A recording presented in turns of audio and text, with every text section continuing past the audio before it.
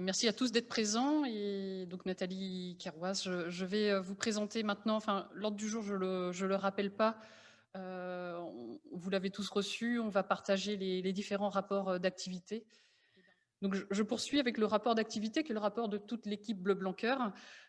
C'est vrai qu'on est en distanciel, visioconférence, donc je vais assumer cette présentation. J'espère que l'année prochaine, on pourra le faire à plusieurs voix.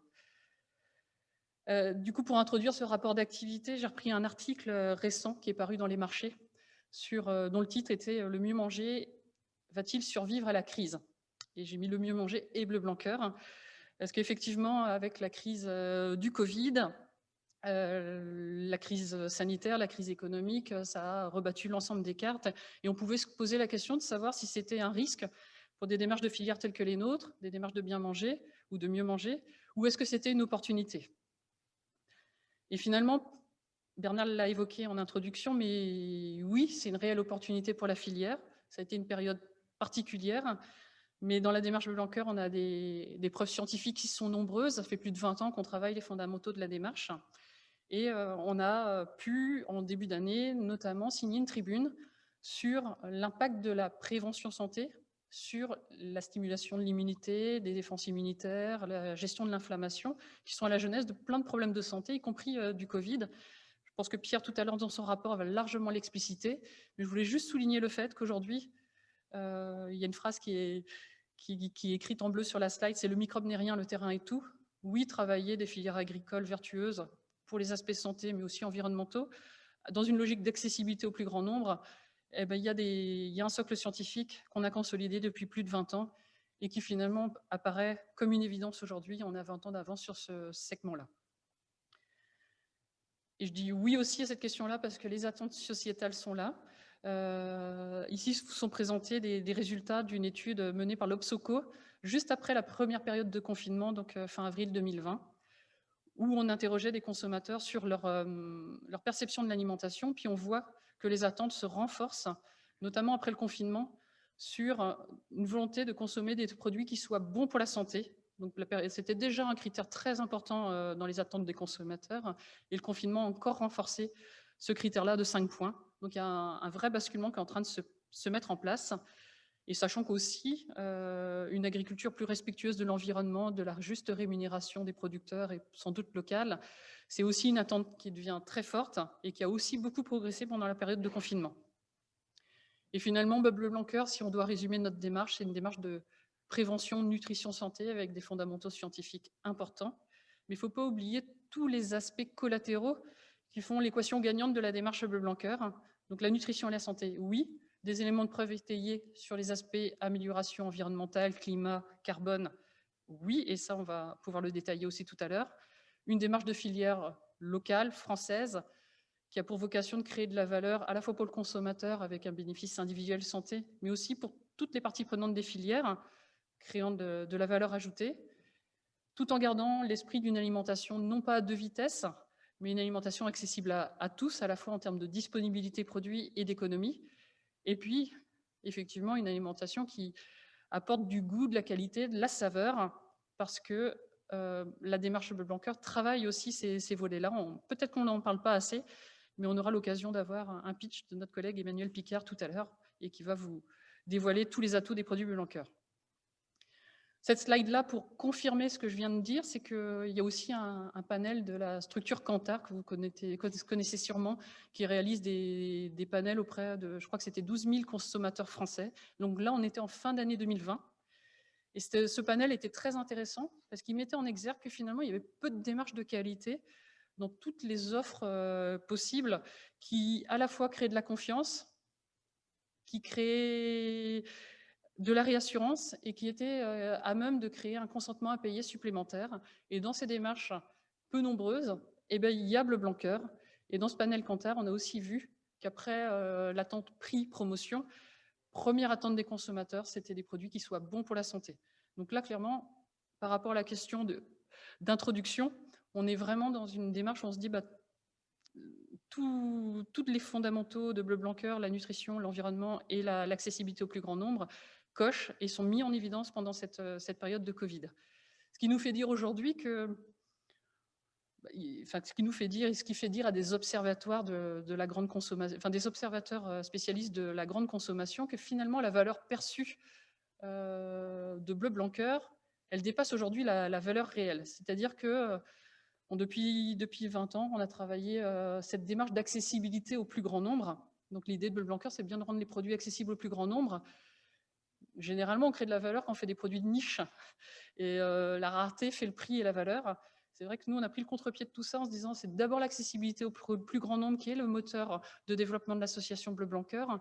Et sur ce moteur-là, on va travailler tout un tas de bénéfices perçus autour de la santé, de l'environnement, de la qualité, le goût, l'origine, la traçabilité, qui aujourd'hui cochent tellement avec les attentes sociétales que quand on présente la démarche Bleu Blanc Cœur à un consommateur, il est sans doute prêt, et il est prêt à payer plus cher les produits Bleu Blanc Cœur qu'au final la démarche. Donc on est dans une démarche de bascule où Bleu Blanc Cœur doit pouvoir à la fois continuer à se développer, à se rendre accessible, mais aussi être plus connu, reconnu pour tous ses intérêts à tous les niveaux de la filière. Et pour gérer tout ça, effectivement, le premier atout de Bleu Blanc Cœur, on tenait à le rappeler parce que peut-être ce n'était pas suffisamment expliqué jusqu'à présent. Si on a fait tout ça, ou si on est capable de porter tout ça, c'est parce que Bleu Blanc Cœur, ce n'est pas une démarche comme les autres, c'est une démarche unique dans son organisation, dans sa façon de fonctionner, dans sa façon de porter ses valeurs. On a une gouvernance avec un conseil d'administration qui fédère à la fois les acteurs économiques, à la fois les acteurs de la société civile, les consommateurs, les professionnels de la santé, les éleveurs, les professionnels des métiers de bouche. Juste donner un chiffre, 950 membres dans les collèges, donc c'est des acteurs économiques, 17 000 membres dans les communautés. Donc ces communautés-là, on les a créées il y a 5 ans, la première communauté des professionnels de santé. Aujourd'hui, il y a 17 000 membres qui participent à la démarche Bleu Blanc Cœur et c'est vraiment en phase d'explosion. Et comme l'a rappelé Bernard, un conseil scientifique qui vient aussi donner un certain nombre de garanties sur les promesses des cahiers des ressources. Donc ça, c'était la petite introduction du rapport d'activité. Ensuite, on va décliner les actions qui ont été menées dans le cadre de l'année 2020. D'abord sur le pilier du développement, de l'organisation, de l'action sur le terrain, donc tout le travail de l'équipe de Vanessa Alain que vous connaissez tous. Ensuite, on regardera le socle et les fondements projet, donc l'équipe d'Hélène, et puis la partie communication, ambassadeur avec Lorraine et Céline et les équipes.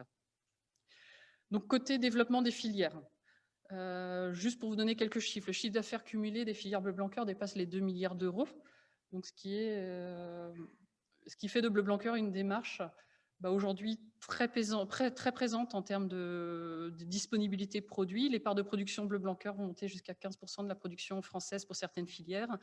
On a 15% dans le lapin, 5% pour le lait de conso, un petit 6% sur les œufs, un petit 8% pour le porc, 3% pour le poulet. Et je vous ai remis 2 exemples de filières. En bleu, vous avez à gauche de l'écran, vous avez la filière porc, donc il se produit un petit 23 millions de porcs par an. La production française de bleu blanc cœur, c'est 7,7%. Donc vous avez en bleu les volumes bleu blanc cœur, en bleu croisé rouge les volumes bleu blanc cœur et label rouge, en rouge les volumes label rouge strict et en vert les volumes bio strict. Donc on voit la disponibilité ou en tout cas la présence de bleu blanc cœur à la fois sur le marché français mais aussi au niveau des démarches de qualité. De la même manière pour les œufs, les 13,6 milliards d'œufs produits en France en 2020, avec 5,9 de la production française en bleu blanc cœur, des œufs plein air bleu blanc cœur en bleu, des œufs bleu blanc cœur et bio sur le petit pavé qui est croisé vert et bleu, et des œufs label rouge et bleu blanc cœur aussi. Donc effectivement, c'est une démarche qui rassemble autour d'une logique d'obligation de résultat et qui peut s'associer avec un certain nombre de démarches d'obligation de moyens. Un petit zoom sur l'international, puisqu'on a vu dans le rapport financier que c'était une démarche qui se développait fortement. Donc vous voyez, Jérémy nous a préparé une petite cartographie du monde. Donc il y a nos filières locales en vert foncé. Donc bon, je doute que vous voyez parce que la carte est peut-être petite. Les filières en développement en vert clair, donc c'est là où on a des projets, des adhésions. Et puis en bleu, on vous a mis les pays qui importent des produits bleu blanc cœur français ou de nos filières à l'étranger. Voilà. Après, je vous ai mis sur cette slide-là, mais on aura l'occasion de la repartager, les poids des différentes filières dans l'activité française. Et donc, effectivement, les filières monogastriques sont les plus importantes, avec 53% de part de production, 32% pour le porc, 12% pour la volaille, le ruminant c'est 18%. Et donc vous avez une petite cartographie des différents poids d'activité de la filière bleu blanc cœur. Donc l'année 2020, je disais, elle a été une année peut-être compliquée, mais les équipes bleu blanc cœur ont accompagné le développement de beaucoup de produits bleu blanc cœur. Vous avez là un petit panel des nouveaux produits qui ont été mis sur le marché sur l'année 2020. Donc à la fois dans toutes les filières, au niveau des marques locales, régionales, fermières, avec les distributeurs, aussi en restauration collective. Donc il y a eu, je dirais, une grosse émulation autour de développement produits bleu blanc cœur. Et d'ailleurs, ça continue, on a pas mal de projets qui arrivent sur l'année 2020. Il y a aussi une forte dynamique au niveau de la GMS. On arrive au bout de 20 ans à apporter des tracts collectifs bleu blanc cœur. Cette année, en 2020, il y a eu plus de 15 millions d'exemplaires de tracts qui ont valorisé les produits de la démarche bleu blanc cœur, et pas un produit seul, c'est vraiment la gamme et le menu qui sont valorisés.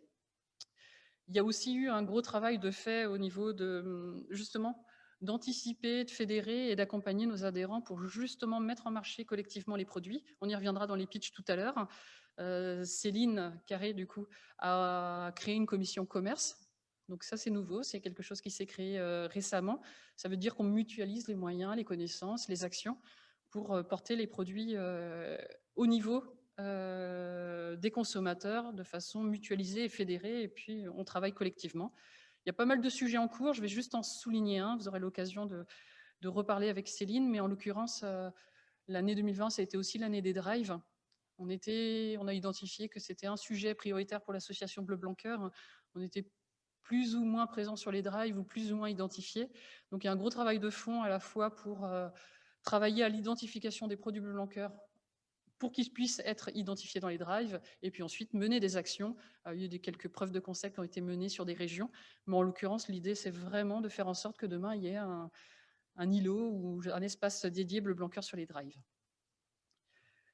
On a aussi travaillé à l'élargissement du périmètre des produits bleu blanc cœur, on en parle depuis quelques années, mais l'idée de bleu blanc cœur, c'est bien d'accompagner des démarches de production agricole, fasse le lien entre des pratiques, je dirais agroécologiques pour résumer, une différenciation nutritionnelle, et une différenciation nutritionnelle qui à la fois se mesure et qui a un intérêt sur les paramètres de santé humaine.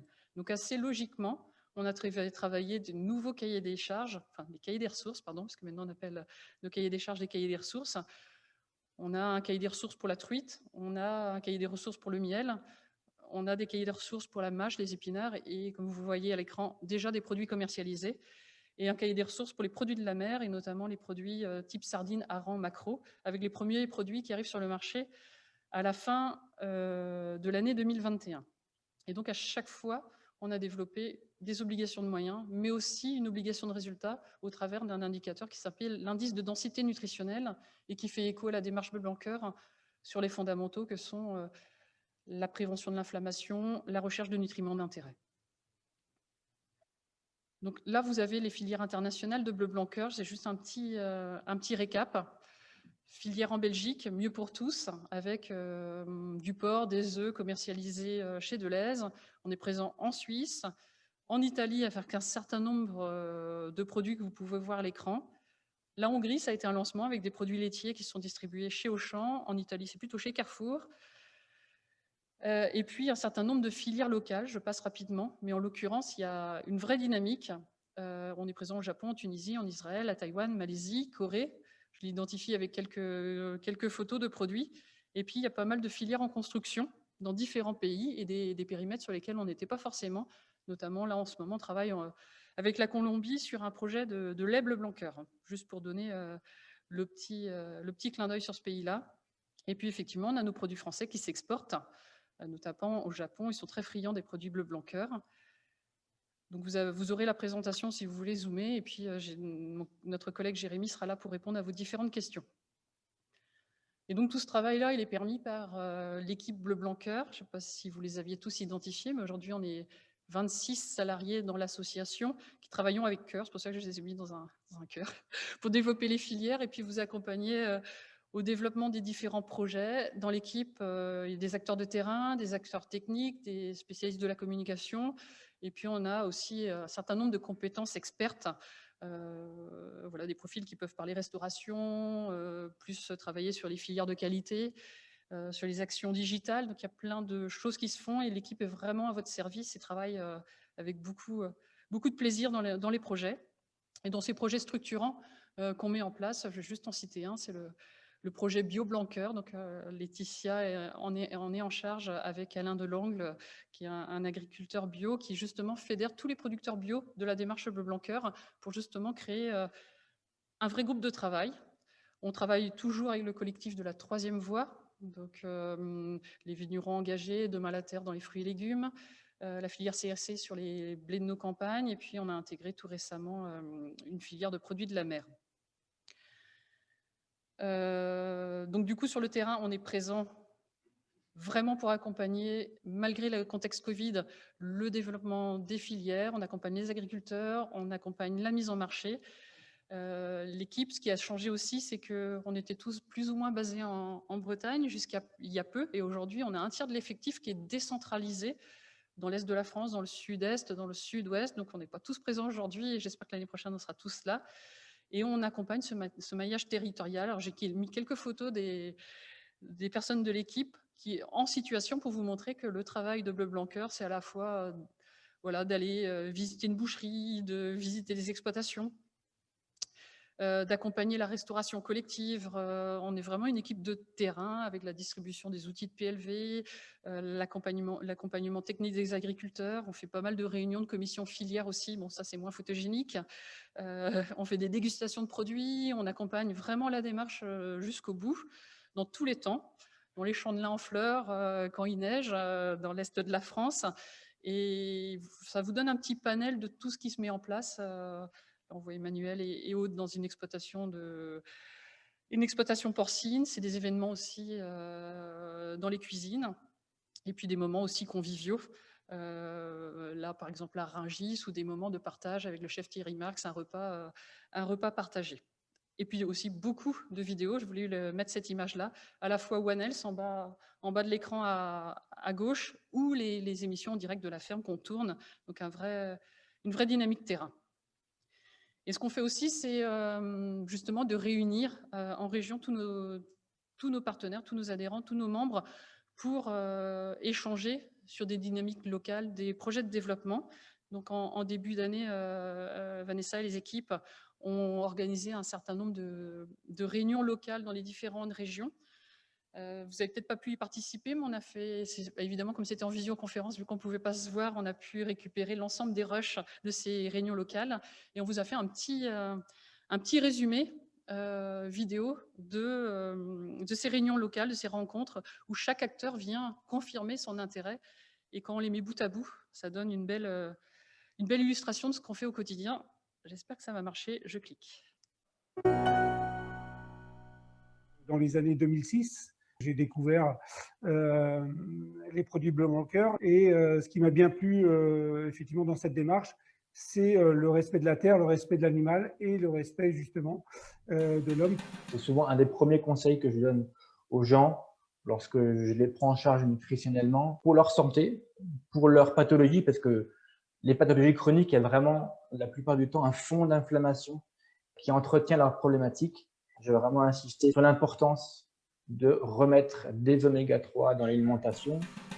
J'ai développé des petits cycles de nutrition santé où en 4 soirées, j'apprends à mettre dans l'assiette ce qui convient. Dans cette assiette, évidemment, Bleu Blanqueur a une large part.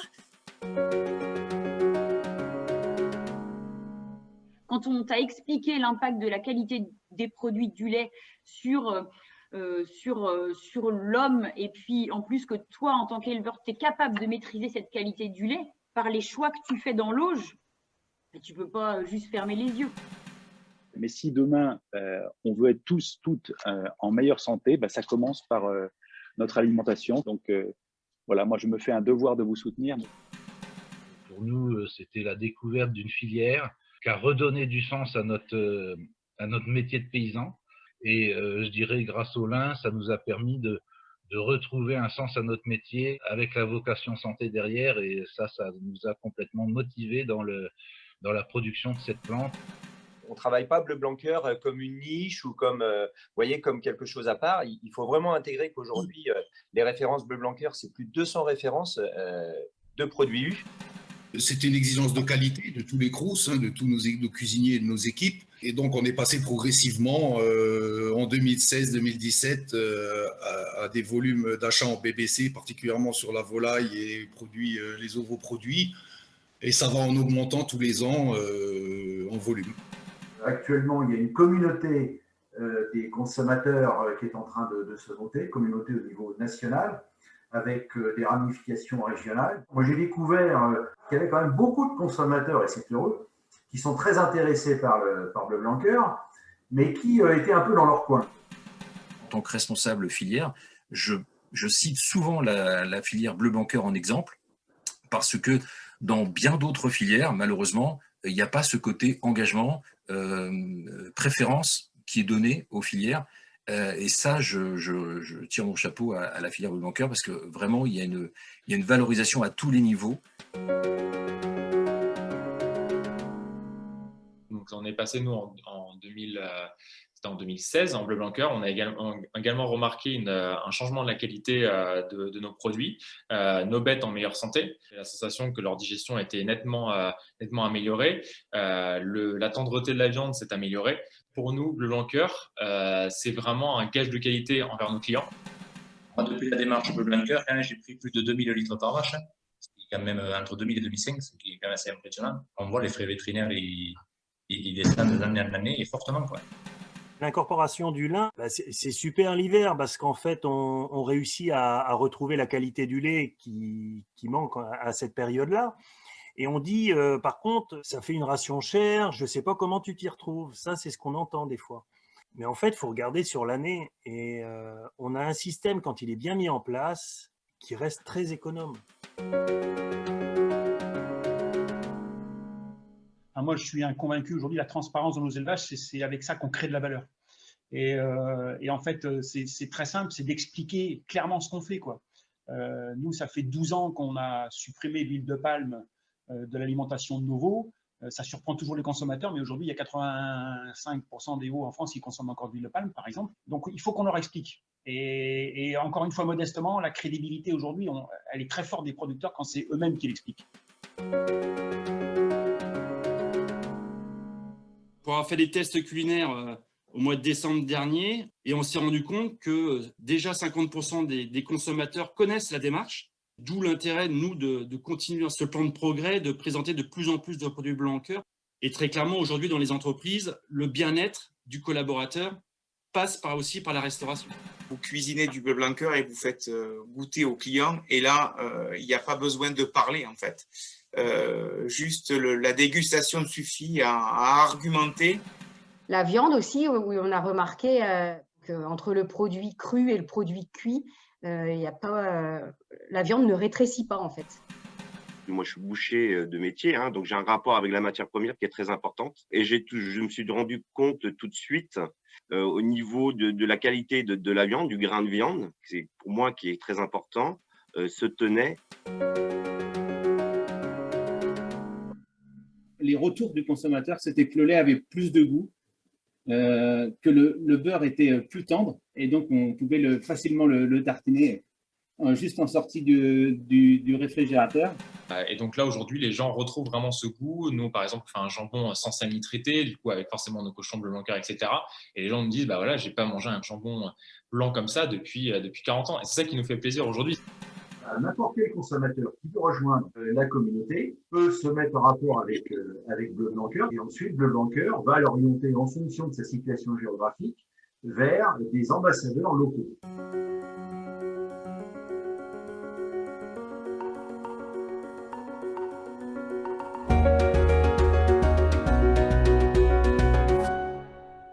Une espèce de richesse, d'émulation et de force dans ces différents témoignages, et c'est réellement des moteurs pour nous de développement et puis de conviction également. On avait fait des petits imprimes écrans de tous les gens qui étaient venus témoigner. C'est à la fois des agriculteurs, des producteurs dans les filières végétales, des consommateurs, des professionnels de la santé, des éleveurs. Et effectivement, on décline tout les critères de la démarche Bleu Blanc Cœur, à la fois les aspects environnementaux, santé humaine, et chacun s'approprie la démarche avec ses convictions, ce qui fait que à chaque fois on vit des petits moments magiques. Je reprends le diaporama. Voilà.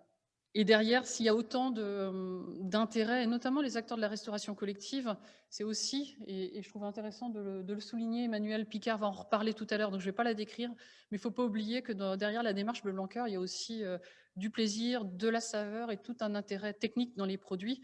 Et on a ces communautés des professionnels des métiers de bouche qui justement sont convaincus, c'était un des messages de la vidéo, des professionnels métiers bouche, des acteurs de la restauration collective, dans des CFA, dans des collèges, dans des crous qui disent mais il n'y a pas photo, hein, quand on cuisine la viande Bleu Blanc Cœur, on perd moins d'eau et c'est vraiment, vraiment très intéressant et c'est un vrai atout de développement et un vrai moteur de développement également.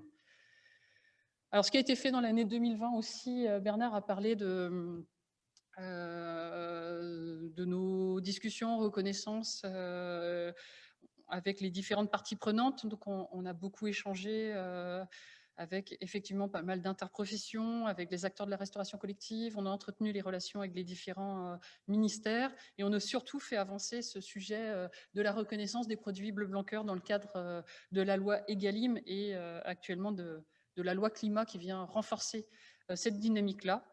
Alors, Bleu Blanc Cœur a travaillé d'abord sur un critère éligible qui est le critère du coût des externalités environnementales des produits. On a travaillé avec le soutien des différents partenaires de la restauration collective, Agores, Restoco, le GECO, le SNRC. En 2020, on faisait une table ronde sur le Salon de l'Agriculture en présence du ministre Stéphane Travert pour partager, je dirais, l'initiation de ce travail-là et puis la construction d'une méthode. Et cette méthode, on l'a construite avec des juristes du droit de la commande publique. Aujourd'hui, elle est complètement aboutie. La loi Egalim rentre en application en 2022. Elle est complètement aboutie. On a travaillé du tuto, on a validé les aspects scientifiques, techniques, échangé avec l'ADEME sur les fondements scientifiques, reconstruit des tutos pour des acheteurs de collectivités territoriales avec des exemples types pour mettre en œuvre le critère.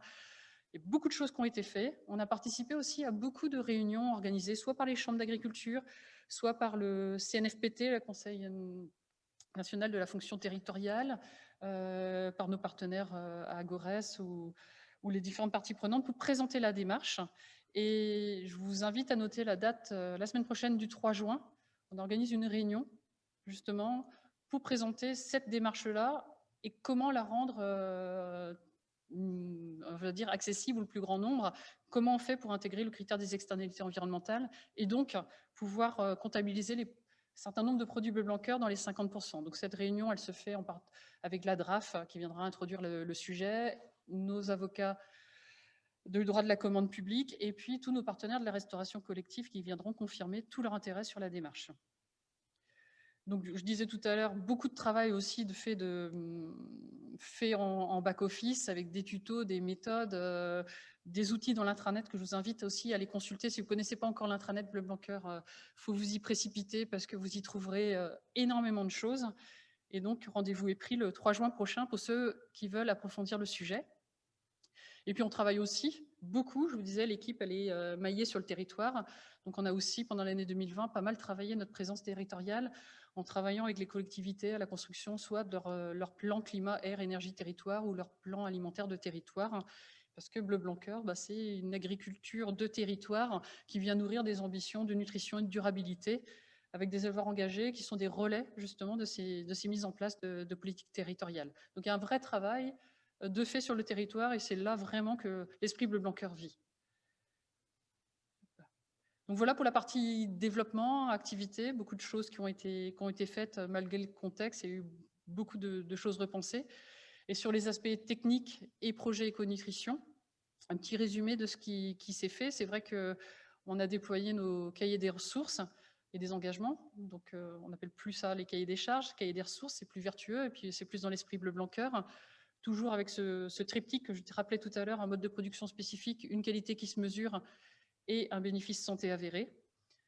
En résumé, Bleu Blanc Cœur, c'est à la fois des obligations de moyens, donc valorisation de sources végétales tracées et sécurisées, l'herbe, la luzerne, les légumineuses, l'interdiction de l'huile de palme depuis 20 ans, la limitation et la suppression prévue totalement du soja d'importation au profit des légumineuses sur le territoire.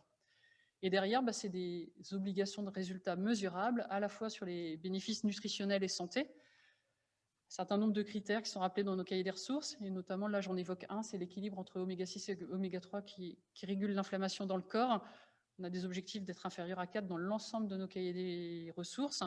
Et puis, ce qui est nouveau maintenant, c'est des mesures, des obligations de résultats environnementaux, avec tout le travail de R&D qui a pu être fait depuis pas mal d'années sur des analyses de cycle de vie des produits bleu blanc cœur, et qui sont sanctionnés, je dirais, de résultats très positifs. Un poulet bleu blanc cœur, c'est 23% d'impact CO2 en moins. Un œuf, c'est 18% qu'un œuf conventionnel, moyenne ferme France, plein air, bleu blanc cœur.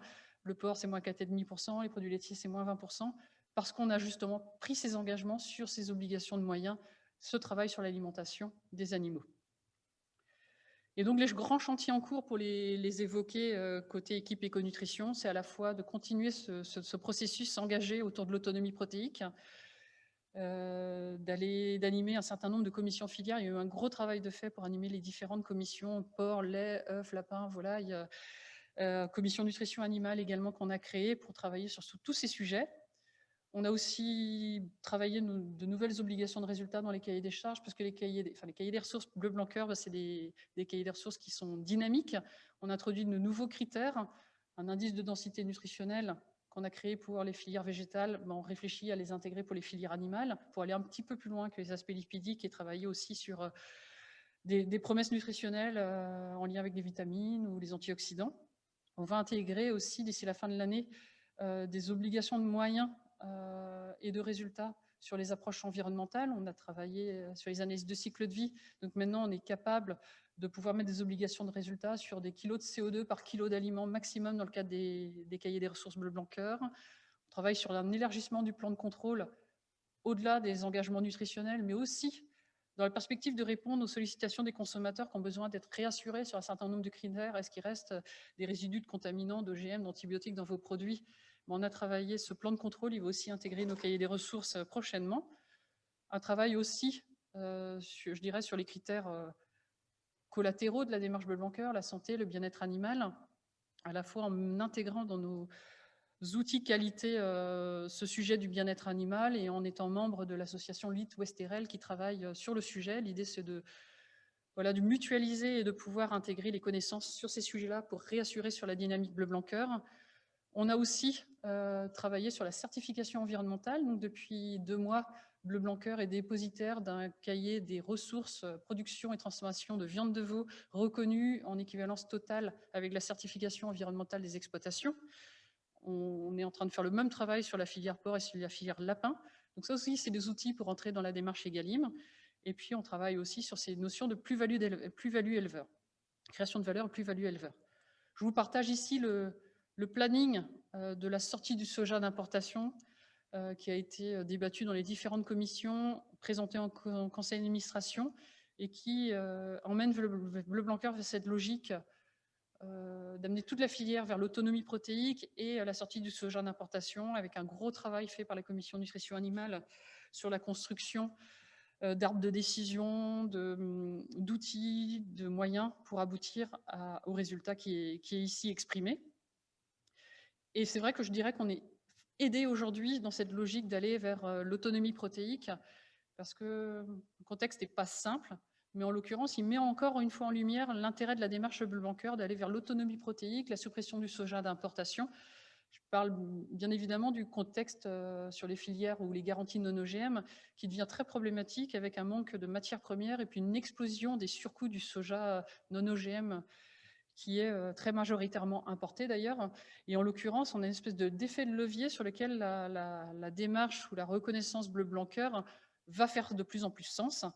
Je vais juste l'illustrer, mais aujourd'hui, si on prend une formule d'aliments pondeuse standard ou Bleu Blanc Cœur, en termes de surcoût économique, quand vous prenez un indice 100, qui est la formule de référence Itavi, faire un œuf non OGM en avril de cette année, c'est un surcoût de 110, enfin c'est un surcoût de 10 par rapport à la base 100.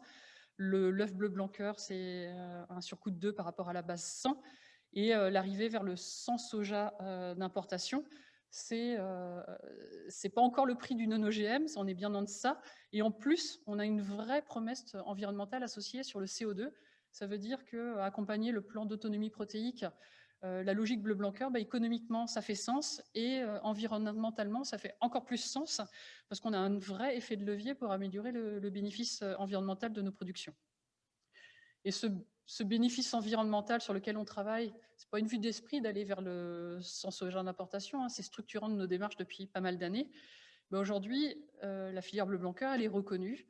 On a vu des acteurs responsables de la RSE de sociétés de grande distribution encourager la démarche bleu-blanc-cœur et la féliciter pour ses engagements dans le temps. On a aussi des ONG qui ont publié leur rapport sur l'empreinte forêt des différents produits et qui reconnaissent la démarche bleu-blanc-cœur comme une démarche très vertueuse sur ces engagements-là.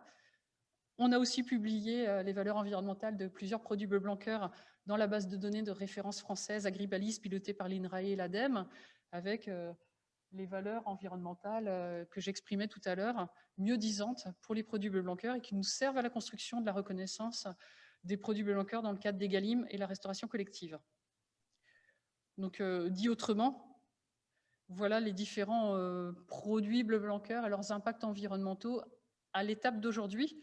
Avant d'avoir fini cette transition vers le sans soja d'importation et l'autonomie protéique, on est déjà très valorisé, je dirais, sur nos impacts environnementaux, après l'avoir été sur les impacts nutritionnels.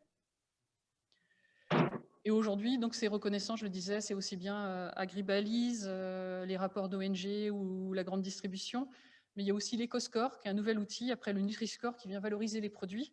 Alors, dans le Nutri-Score, les produits bleu-blanc-cœur n'émergent pas forcément parce qu'ils ont un référentiel assez basique, je dirais, sur les nutriments, mais sur les aspects environnementaux, tous les produits bleu-blanc-cœur bénéficient d'un bonus de 10 points dans le cadre de l'EcoScore. Donc ça, c'est intéressant à aussi avoir en tête parce que ça vient renforcer la crédibilité de la démarche vis-à-vis des consommateurs. Et juste pour ouvrir le débat, cette année, il y a eu aussi un énorme travail de fond sur la construction de méthodes environnementales.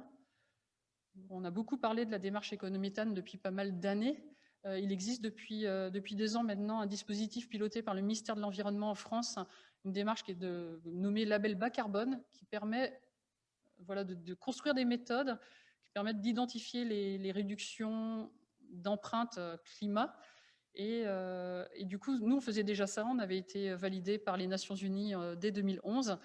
On a voulu pérenniser notre démarche en s'inscrivant aussi dans le dispositif français du label bas carbone. Et on a déposé 2 méthodes. La première sur les ruminants et le méthane. Le méthane, c'est un gaz à effet de serre qui a un pouvoir réchauffant important, mais surtout une durée de vie dans l'atmosphère courte. Et agir très rapidement sur le méthane, c'est agir très en faveur du climat. Et on a déposé une deuxième méthode sur les légumineuses. Et donc là, le gaz à effet de serre visé, c'est le protoxyde d'azote, qui a pour le coup un pouvoir réchauffant très important et sur lequel on peut agir en remettant en place des cultures de légumineuses. Donc ces méthodes sont aujourd'hui en phase finale de validation par le ministère de l'Environnement et devraient être déployées sur le terrain d'ici la fin de l'année et l'année 2022. Ça veut dire qu'on va pouvoir mettre en place des systèmes de démarches de paiement pour services environnementaux, accompagner la transition ou accélérer ces démarches qu'on porte déjà.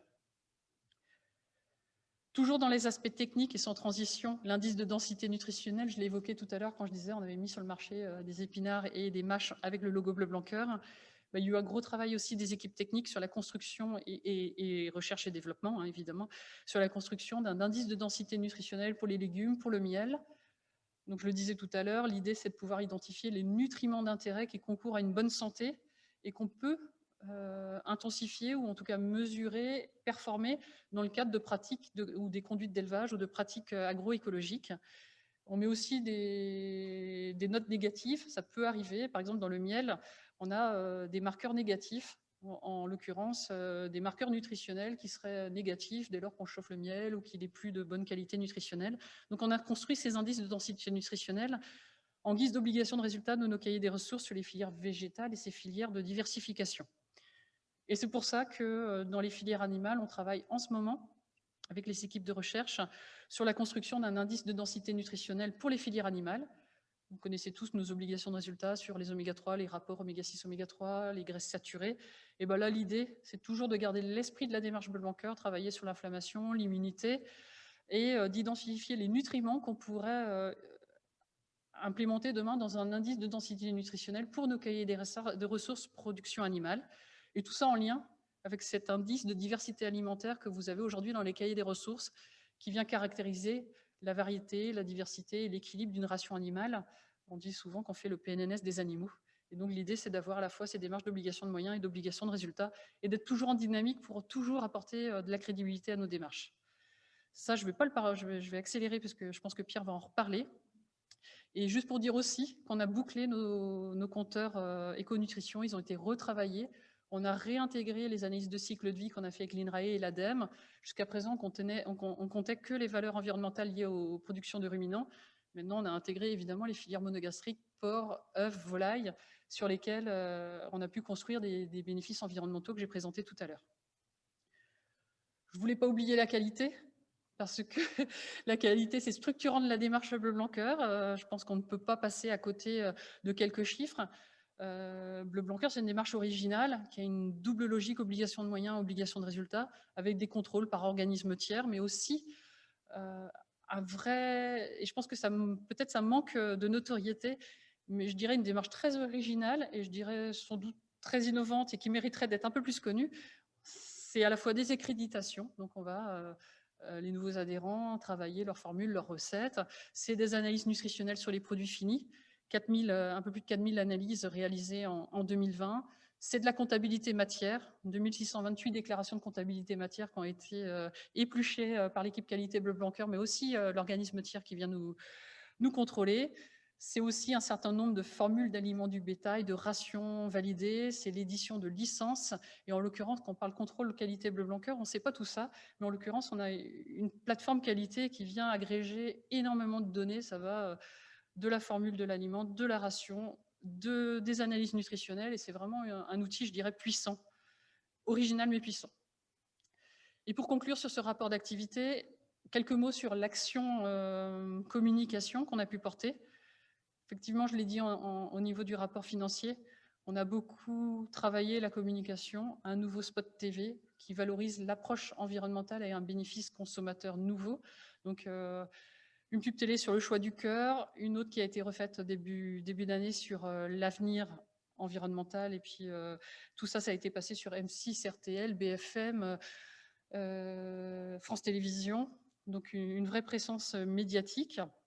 On a aussi organisé, à défaut de pouvoir faire des animations et des événements dans les fermes, des émissions pédagogiques, beaucoup de webinaires sur les réseaux sociaux aussi, sur Facebook, sur YouTube. On continue, parce que l'idée, c'est d'apporter de la pédagogie et de rendre accessible la connaissance de la démarche Bleu Blanc Cœur. On a créé aussi un concept d'émission qui s'appelle En direct de la ferme, où là, on fait des émissions très pédagogiques, très informatives sur le parcours d'une filière. Ça part de la ferme et ça finit dans l'assiette du consommateur, et on a toutes les parties prenantes, les spécialistes de l'agroécologie, de la science, de la nutrition, qui viennent confirmer les témoignages des éleveurs. En ce moment, on a notre collègue Ophélie, qui est dans l'Est de la France, a tourné une émission en ce moment sur la filière lait Bleu Blanc Cœur avec Schreiber. Et puis, on a aussi beaucoup travaillé à faire connaître auprès du consommateur, parce qu'on a une forte notoriété côté Bleu Blanc Cœur, et puis on a un gros travail à faire de pédagogie pour que la notoriété, la connaissance de la démarche Bleu Blanc Cœur soit la plus forte. Donc, il y a eu un gros travail de fait sur les réseaux sociaux ces derniers mois pour décrypter toutes les promesses et tous les fondamentaux de Bleu Blanc Cœur, la santé de la terre, la santé des animaux, la santé des hommes, tout ça illustré par des témoignages de producteurs, d'adhérents, de chefs cuisiniers, de consommateurs, des quiz aussi, et ça a créé une forte émulation, et ça a notamment contribué à renforcer la communauté des consommateurs. Et comme je parle de communauté, je dirais que c'est une des forces indéniables de la démarche Bleu Blanc Cœur aujourd'hui, cette reconnaissance par les pairs et l'implication de toutes les parties prenantes. Tout à l'heure, je vous montrais une vidéo avec les adhérents qui viennent témoigner. Il y avait aussi des membres de la communauté, des professionnels de la santé, des chefs de la restauration, des agriculteurs, des consommateurs. C'est peut-être pas connu, mais 13 000 membres dans la communauté des consommateurs. Je ne sais pas si vous aviez ça en tête. Je pense que c'est la plus grosse communauté de consommateurs des démarches de qualité aujourd'hui existantes en France. Et donc, du coup, ces communautés-là, ce n'est pas juste des gens qui ont adhéré à l'association Bleu Blanc Cœur par un principe. Notre collègue Céline Caroute, qui anime ces communautés-là, a identifié des représentants régionaux, hein, des gens qui sont devenus des ambassadeurs de la démarche, qui se font des cafés virtuels et puis demain, j'espère, des cafés réels pour partager sur la démarche Bleu Blanc Cœur quels sont les besoins, comment on fait pour accompagner les producteurs dans les magasins vers la restauration collective, comment on crée la dynamique, comment on crée la transmission des informations. Et en l'occurrence, ces ambassadeurs, ces grands témoins, ils sont multiples et variés. C'est ce qui fait, je pense, la richesse de la démarche. On va voir un Thierry Marx, un Guillaume Gomez qui sont plus que des ambassadeurs, ce sont des leaders d'opinion. Et puis tous ces gens qui font le quotidien de Bleu Blanc Cœur, qui aujourd'hui prennent la parole sur la démarche Bleu Blanc Cœur et qu'on anime. Et donc il y a plein de choses en cours qui sont pilotées. Il y a des newsletters dédiés pour tous ces gens-là, des réunions, je le disais. On a créé un club, Céline a créé un club des ambassadeurs où les ambassadeurs régionaux se parlent, partagent la stratégie. Du coup, ça nous force à créer un certain nombre d'outils de géolocalisation des produits, des petits événements, plein de choses qui arrivent, beaucoup de contacts et de richesses autour de ces rencontres. Céline est à votre disposition pour l'étoffer. Et puis du coup, si on zoome juste sur l'univers gastronomique, le fait d'avoir travaillé avec ces professionnels des métiers de bouche, ça nous a permis de rentrer dans un certain nombre de réseaux. Et aujourd'hui, Bleu Blanc Cœur est en partenariat ou en tout cas en action par rapport à des événements culinaires qui arrivent avec des gens que vous devez sans doute connaître, les disciples d'Escoffier, les Tocs d'Or, Eurotoc, le Collège culinaire de France, l'Institut Paul Bocuse, avec qui relaient la démarche Bleu Blanc Cœur, puisqu'ils sont convaincus des fondamentaux, mais aussi de la qualité des produits. Et je vous ai mis, puisqu'on en parle de la communauté, juste quelques photos de certaines de ces personnes. Vous voyez, cette communauté, c'est des gens comme vous, comme nous, qui aujourd'hui avaient envie de participer à ce mouvement collectif Bleu Blanc Cœur et qui, en une petite verbatim, ont exprimé le pourquoi de leur engagement.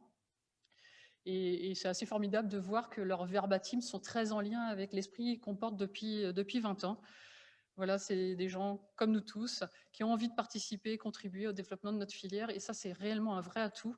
On voit des choses très intéressantes, des consommateurs qui viennent avec nous ou nos responsables de secteur dans les magasins, rencontrer des municipalités. Il y a plein de choses qui vont se faire. C'est qu'un début. Je pense que ça sera une de nos forces sur l'Assemblée générale de l'année prochaine. Et puis pour conclure ce rapport d'activité, juste pour dire aussi que nos consommateurs, nos ambassadeurs parlent de nous, mais aussi des sites comme Marmiton, des prescripteurs comme le SIGA, qui valorise la démarche Bleu Blanc Cœur, où on a eu la chance aussi de paraître dans E égale M6 pour décrypter la démarche Bleu Blanc Cœur. Et pour conclure, quelques projets en cours. On va en parler tout à l'heure avec Florence Hardy de Médélis, mais Bleu Blanc Cœur travaille son implantation sur Rungis. On travaille aussi sur la création de marketplace dédiés Bleu Blanc Cœur pour que les consommateurs puissent commander des produits Bleu Blanc Cœur. On fait partie du comité de réflexion sur la feuille de route alimentaire des JO 2024. Et ça, c'est un bel exemple. Bleu Blanc Cœur avait été à la COP 21 comme la filière identifiée de l'alimentation vertueuse au niveau de la COP 21. On compte bien, en tout cas on y participe activement et avec beaucoup d'ambition et de motivation, participer aussi et être présent en tant que produit et filière au JO de Paris 2024. Ça fera rayonner notre démarche le plus possible. Et pour terminer, 2 rendez-vous. Le 3 juin, la journée Egalim, je l'ai rappelé tout à l'heure, et notre symposium One Health dont Pierre va parler, qui se tient dans 15 jours, le 8 juin prochain, et une deuxième émission le 28 septembre prochain. Merci à tous pour votre écoute. J'espère que je n'ai pas été trop longue. Voilà, ce que je propose, c'est qu'on passe maintenant aux différents pitchs. L'idée, c'était d'inviter quelques personnes qui portent des projets dans la démarche Bleu Blanc Cœur à venir témoigner et donner un peu corps à tout ce que je viens de vous expliquer. Je ne sais pas si Somani, vous êtes là. Sinon, je vous invite à ouvrir. Oui, c'est bon. Super. Oui, c'est bon, je suis prête. Voilà, vous êtes la première personne à faire l'exercice. Du coup, je ne vais pas vous présenter, je vais vous laisser vous présenter, mais l'idée, c'est de nous donner quelques clés sur votre engagement au sein de la filière Bleu Blanc Cœur. Merci. Oui, tout à fait. Bonjour à tous, je suis ravie d'être là ce matin. Donc moi, pour me présenter en quelques mots, donc dans la vraie vie, je suis manager expérience client dans une mutuelle. Et j'ai connu tout simplement l'association Bleu Blanc Cœur suite au séminaire One Health de l'année dernière, de 2020. J'ai tout de suite adhéré à la démarche. Ça a vraiment résonné et ça a fait sens en moi, puisque je me suis toujours intéressée à l'alimentation. Et d'ailleurs, depuis 1 an, je me forme à la diététique. Donc, en fait, c'est tout naturellement que j'ai rejoint la communauté des ambassadeurs et depuis peu, je suis coordinatrice des ambassadeurs en Île-de-France. Donc, déjà, mon rôle premier, c'est de faire connaître les produits, d'animer et de créer cette communauté qui est naissante, en fait, et en relation avec Céline, donc avec le siège de l'association, c'est aussi de créer des événements autour du bien manger et nous avons en tête quelques projets, dont un qu'on espère mettre sur pied très prochainement, qui est de tout simplement mettre en place un atelier cuisine pour les ambassadeurs en Île-de-France. Et l'idée, c'est de cuisiner tout simplement des produits Bleu Blanc Cœur. Et puis cet atelier sera animé par une personne également de Bleu Blanc Cœur, la partie métier de bouche. L'idée vraiment, c'est encore une fois du partage et surtout de la prise de connaissance de la démarche, mais côté consommateur. Tout à l'heure, vous parlez de vulgarisation, de décryptage de messages, et c'est vraiment de ça dont on a besoin, surtout qu'en tant que consommateur, on a plein de labels autour de nous, et puis reconnaître et puis promouvoir la démarche Bleu Blanc Cœur, c'est un atout, puis c'est quelque chose qui permet de faire avancer aussi. Voilà. Merci beaucoup, Sémanit. Merci pour votre engagement, parce que je pense que ça fait écho pour tous les acteurs de la filière de voir qu'on est suivi par le citoyen ou le consommateur et que votre engagement est complet et total. Avec plaisir. Voilà, sans transition aucune, un deuxième témoignage. J'invite Evelyne Blin et Thierry Dezouche à connecter leur caméra et leur micro pour nous parler de l'engagement de U, qui est historique, de Système U qui est historique, et puis des actions qui sont mises en place pour faire connaître la démarche. Merci à tous les deux. Bonjour. Bonjour. Je vais commencer. Donc, je me présente, je suis Thierry Dezouche, je m'occupe des relations extérieures pour la coopérative Système U, 1600 magasins en France. Et c'est vrai que Système U et Bleu Blanc Cœur, c'est une histoire ancienne, parce que ça fait largement plus de 10 ans qu'on collabore. Alors, on a commencé modestement il y a quelques années, et là, maintenant, aujourd'hui, ce sont des gammes entières de nos produits à marque distributeur qui sont Bleu Blanc Cœur. Je donnerai quelques exemples. L'ensemble de la charcuterie à marque U, le lait à marque U, quasiment l'ensemble des produits laitiers, toujours à la marque U. Et donc, on croit, nous, fondamentalement à la démarche, et c'est même pour cela qu'on intègre maintenant dans nos publicités télévisuelles, mais pas seulement, la référence à Bleu Blanc Cœur dans ces campagnes de publicité. Et on pense, et je rejoins un peu ce qui a été dit précédemment, que maintenant, l'étape supplémentaire, ça va être de faire connaître la démarche, c'est-à-dire que Bleu Blanc Cœur ne soit pas qu'un simple signe, qu'un simple logo de plus sur les packaging. On sait qu'il y en a beaucoup déjà sur ces packaging, et il va falloir donner du corps, donner de l'existence, je dirais, étoffer la notoriété de la démarche. Et c'est vrai que on le pense, ce genre d'action, elle doit passer par des contacts directs dans les points de vente, à l'endroit où les clients peuvent acheter ces produits, peuvent choisir un produit Bleu Blanc Cœur. Vous l'avez évoqué précédemment dans vos démarches, et la personne qui m'a précédé l'a évoqué également. Je pense que c'est absolument aujourd'hui indispensable. On a vu, j'ai même moi découvert certaines actions menées par Bleu Blanc Cœur actuellement. Il faut que les consommateurs comprennent que Bleu Blanc Cœur, ça n'est pas simplement, encore une fois, un logo, c'est une démarche construite, c'est une action qui réunit l'ensemble de la filière, et tout ça au bénéfice d'une meilleure alimentation.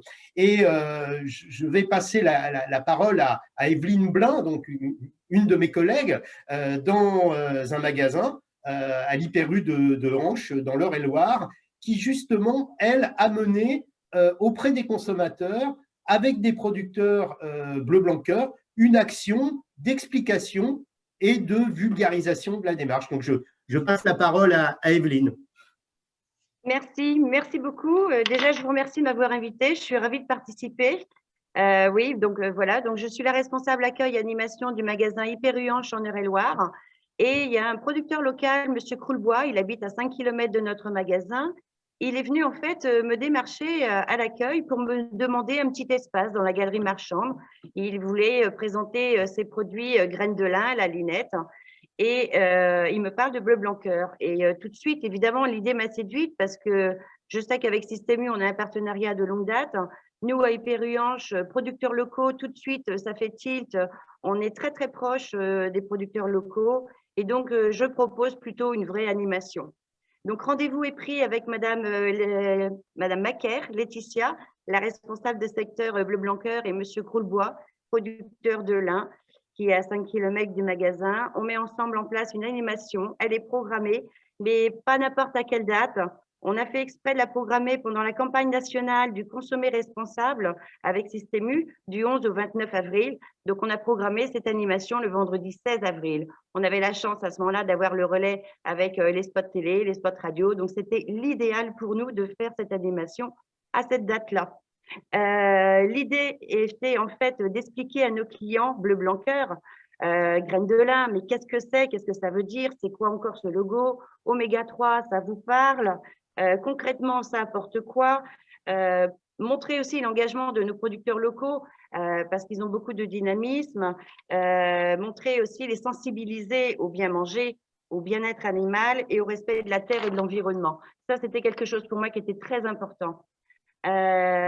Pour mettre en place cette animation, eh bien, Laetitia m'a apporté un grand soutien avec de la PLV en magasin pour apporter une visibilité aux produits bleu blanc cœur présents en magasin.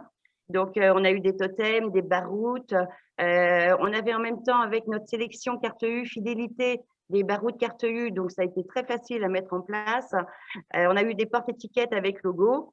J'ai installé une trentaine d'affiches dans tout le magasin sur la ligne de caisse et sur les totems dynamiques aussi, les engagements de la filière bleu blanc cœur, les engagements de Système U. En fait, avant, pendant et après, il fallait déjà avant expliquer à nos clients ce que c'était bleu blanc cœur, à quoi ça servait, les engagements de Système U avec bleu blanc cœur. J'ai relayé aussi sur les réseaux sociaux et là, on a fait le buzz. Donc, avant, pendant et après l'animation, on a expliqué les engagements de bleu blanc cœur, on a repris les engagements de Système U. J'ai repartagé la vidéo de notre président qui avait été filmée au Salon de l'Agriculture et qui expliquait ce que c'était bleu blanc cœur et les engagements Système U. Ça, pour moi, c'était très parlant, c'était très intéressant. J'ai organisé un jeu concours, mais pas n'importe lequel. En fait, j'avais fait une interview de notre producteur local la veille de l'animation, où là, je posais une question. Et le lendemain, j'ai organisé sur Facebook un jeu concours où il fallait répondre à la question. Donc, il fallait revisionner l'interview. On a fait le buzz. On a eu 14 cas en couverture, ce qui est énorme, et 600 en interaction.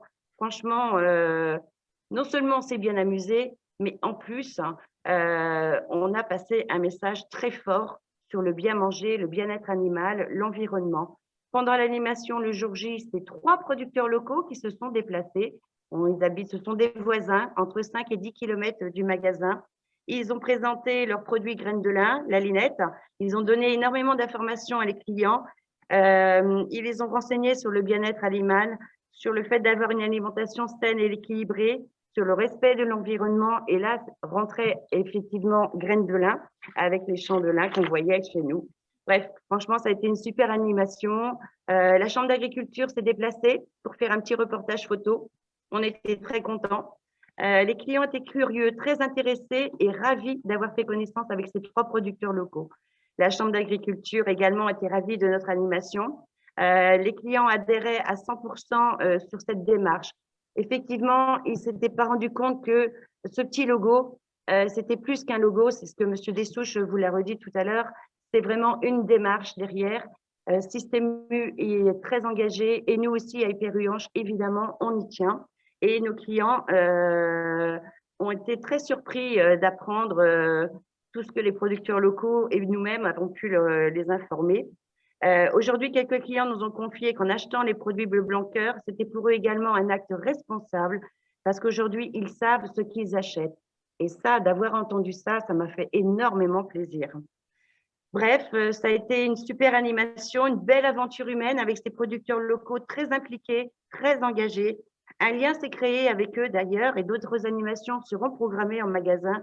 J'y tiens absolument. Je vais aller faire un shoot photo dans leur champ. En ce moment, ils sont en fleurs, donc il faudra y aller le matin parce que l'après-midi, les fleurs de lin, elles ne sont pas épanouies. On va continuer à faire des temps forts en magasin. Rendez-vous est pris pour octobre et novembre. Et je remercie particulièrement ces 3 producteurs locaux et aussi Laetitia Macaire qui, sans son aide précieuse, on n'aurait pas réussi à faire une telle animation et sur les réseaux sociaux et en magasin. Merci beaucoup. Merci à tous les deux pour votre témoignage. Merci beaucoup. C'est très enthousiasmant également aussi de pouvoir voir concrètement sur le terrain aussi toute la dynamique qui va autour de ça. Et du coup, on avait un témoignage vidéo de Monsieur Arlot, donc on ne va pas le basculer, on va se le réserver en salle en fin de présentation.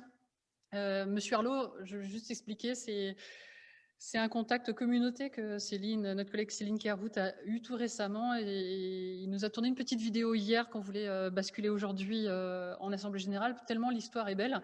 C'est un chef de cuisine qui du coup a négocié de poursuivre son activité professionnelle à l'EHPAD de l'Île-Dieu uniquement si on lui autorisait à faire des menus bleu blanc cœur toutes les semaines. Et en l'occurrence, il restait que pour ça. Et donc, je trouve ça... il a obtenu gain de cause, donc il est en mission et il travaille aujourd'hui, ce qui explique son absence. Et du coup, j'invite Jules Castro. J'ai été vu. Voilà. Donc, Jules, pareil, petit exercice de 3 minutes pour expliquer ce qu'on fait ensemble avec vous et qui vous êtes. Super. Est-ce que vous m'entendez? Oui, super. Bonjour, enchanté, je m'appelle Jules. Merci Nathalie, merci Lorraine beaucoup pour nous avoir invité à cette présentation. Bleu Blanc Cœur, ça va faire 3 ans qu'on travaille ensemble. C'est nous qui sommes allés vous voir dans un premier lieu parce qu'on animait un concours de financement de projets agroécologiques et qu'on avait besoin d'expertise sur l'élevage dans le cadre de notre jury avec le ministère de l'Agriculture. Et Nathalie a répondu très gentiment à l'appel. Cette année, on a lancé des premiers projets ensemble. Donc, en fait, Pur Projet, qu'est-ce qu'on fait? Notre travail, c'est de répondre aux enjeux carbone et biodiversité pour nos clients au sein des filières et des territoires. Et donc, on travaille dans 40 pays dans le monde et notamment en France. Avec Bleu Blanc Cœur, on a lancé justement avec des financements de certains de nos clients un projet qui s'appelait Des hommes et des arbres. Donc c'était l'année dernière. On va pouvoir cet hiver et l'hiver dernier, on va planter 4500 arbres chez des producteurs laitiers, des producteurs bovins, un porc et un ovin. Et on continue l'aventure puisqu'on est sur justement un partenariat opérationnel de plus longue date et on l'espère plus ambitieux, en essayant de valoriser après les œufs bleu blanc cœur, les tonnes en label bas carbone bleu blanc cœur sur de la plantation de haies au sein des exploitations et aussi sur de la valorisation de leur méthodologie écométhane. Donc on est sur un partenariat qui est extrêmement riche, qui nous apprend énormément et qu'on espère valoriser. Tu as perdu, Jules, le son, je pense. Vous m'entendez pas? Un peu moins fort. Ouais, vas-y, parle fort. J'ai peut-être tourné la tête, excusez-moi. Oui. Donc, c'est un partenariat ambitieux, extrêmement riche, sur lequel on apprend beaucoup.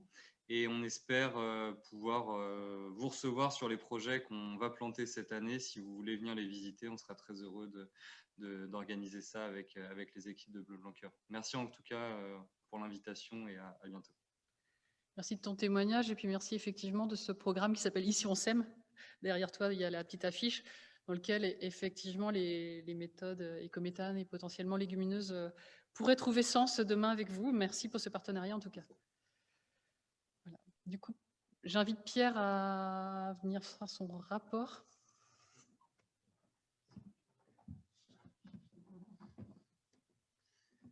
Je suis donc convoqué pour le rapport, je vais le faire. Jean-Pierre me faisait remarquer tout à l'heure que toutes les interventions étaient de super qualité et que ça montait tout le temps. Ça va diminuer d'un cran maintenant, mais tu reprendras le relais pour finir. Je partage quelque chose. Nouveau partage, c'est là, Lorraine? Je partage ici? Ah, elle est dedans, c'est parti. Ah, ok, super, super. Plus qu'à faire mon rapport. Donc, d'habitude, je fais le rapport du conseil scientifique. Cette année, je n'ai pas voulu le faire parce que c'était une année très particulière. Donc, je me suis collé, on va dire, à l'actualité. en essayant de parler de santé unique, quelque chose qui monte, qui devient un thème, le mot n'est pas péjoratif, mais parfois il peut l'être, un thème à la mode. Le principe, il est simple, c'est de dire que toutes les santé sont liées, celle du sol, celle des animaux, celle des plantes et celle des hommes. Un sol sain et vivant, ça nourrit bien les plantes et les animaux. Et les plantes et les animaux sains en bonne santé font des produits en bonne santé qui feront des humains en bonne santé. Est-ce que c'est simple? Est-ce que c'est simpliste? Mais surtout, ce qu'on fait depuis 20 ans, c'est-à-dire une chaîne alimentaire dédiée à la santé, c'est unique sur les aspects mesurabilité et base scientifique. Donc c'est ça que je voulais dire aujourd'hui. C'est trop simple des fois de dire, on l'entend trop souvent, dire il suffit de manger local, bio, de saison, puis vous verrez, tout ira bien. Peut-être, c'est pas sûr, mais ce qu'on a essayé de faire, c'est essayer de le mesurer et de le mesurer dans un contexte qui est un contexte particulier. 2020, c'est donc l'année de la maladie Covid, ce virus qui arrive. Ça, c'est une copie d'écran que j'ai fait en début de semaine sur un site d'une université américaine qui recense minute par minute le nombre de cas. Vous voyez, 1 milliard ou 16 millions, je ne sais plus. Non, c'est ça, 1,649 milliard de cas, 3,419 millions morts, 1,5 milliard de doses de vaccins. C'est du lourd. De quoi on parle depuis 1 an et plus sur cette maladie? On parle de drame, bien sûr, de drame humain, de drame individuel. On parle de malades, on parle de décès.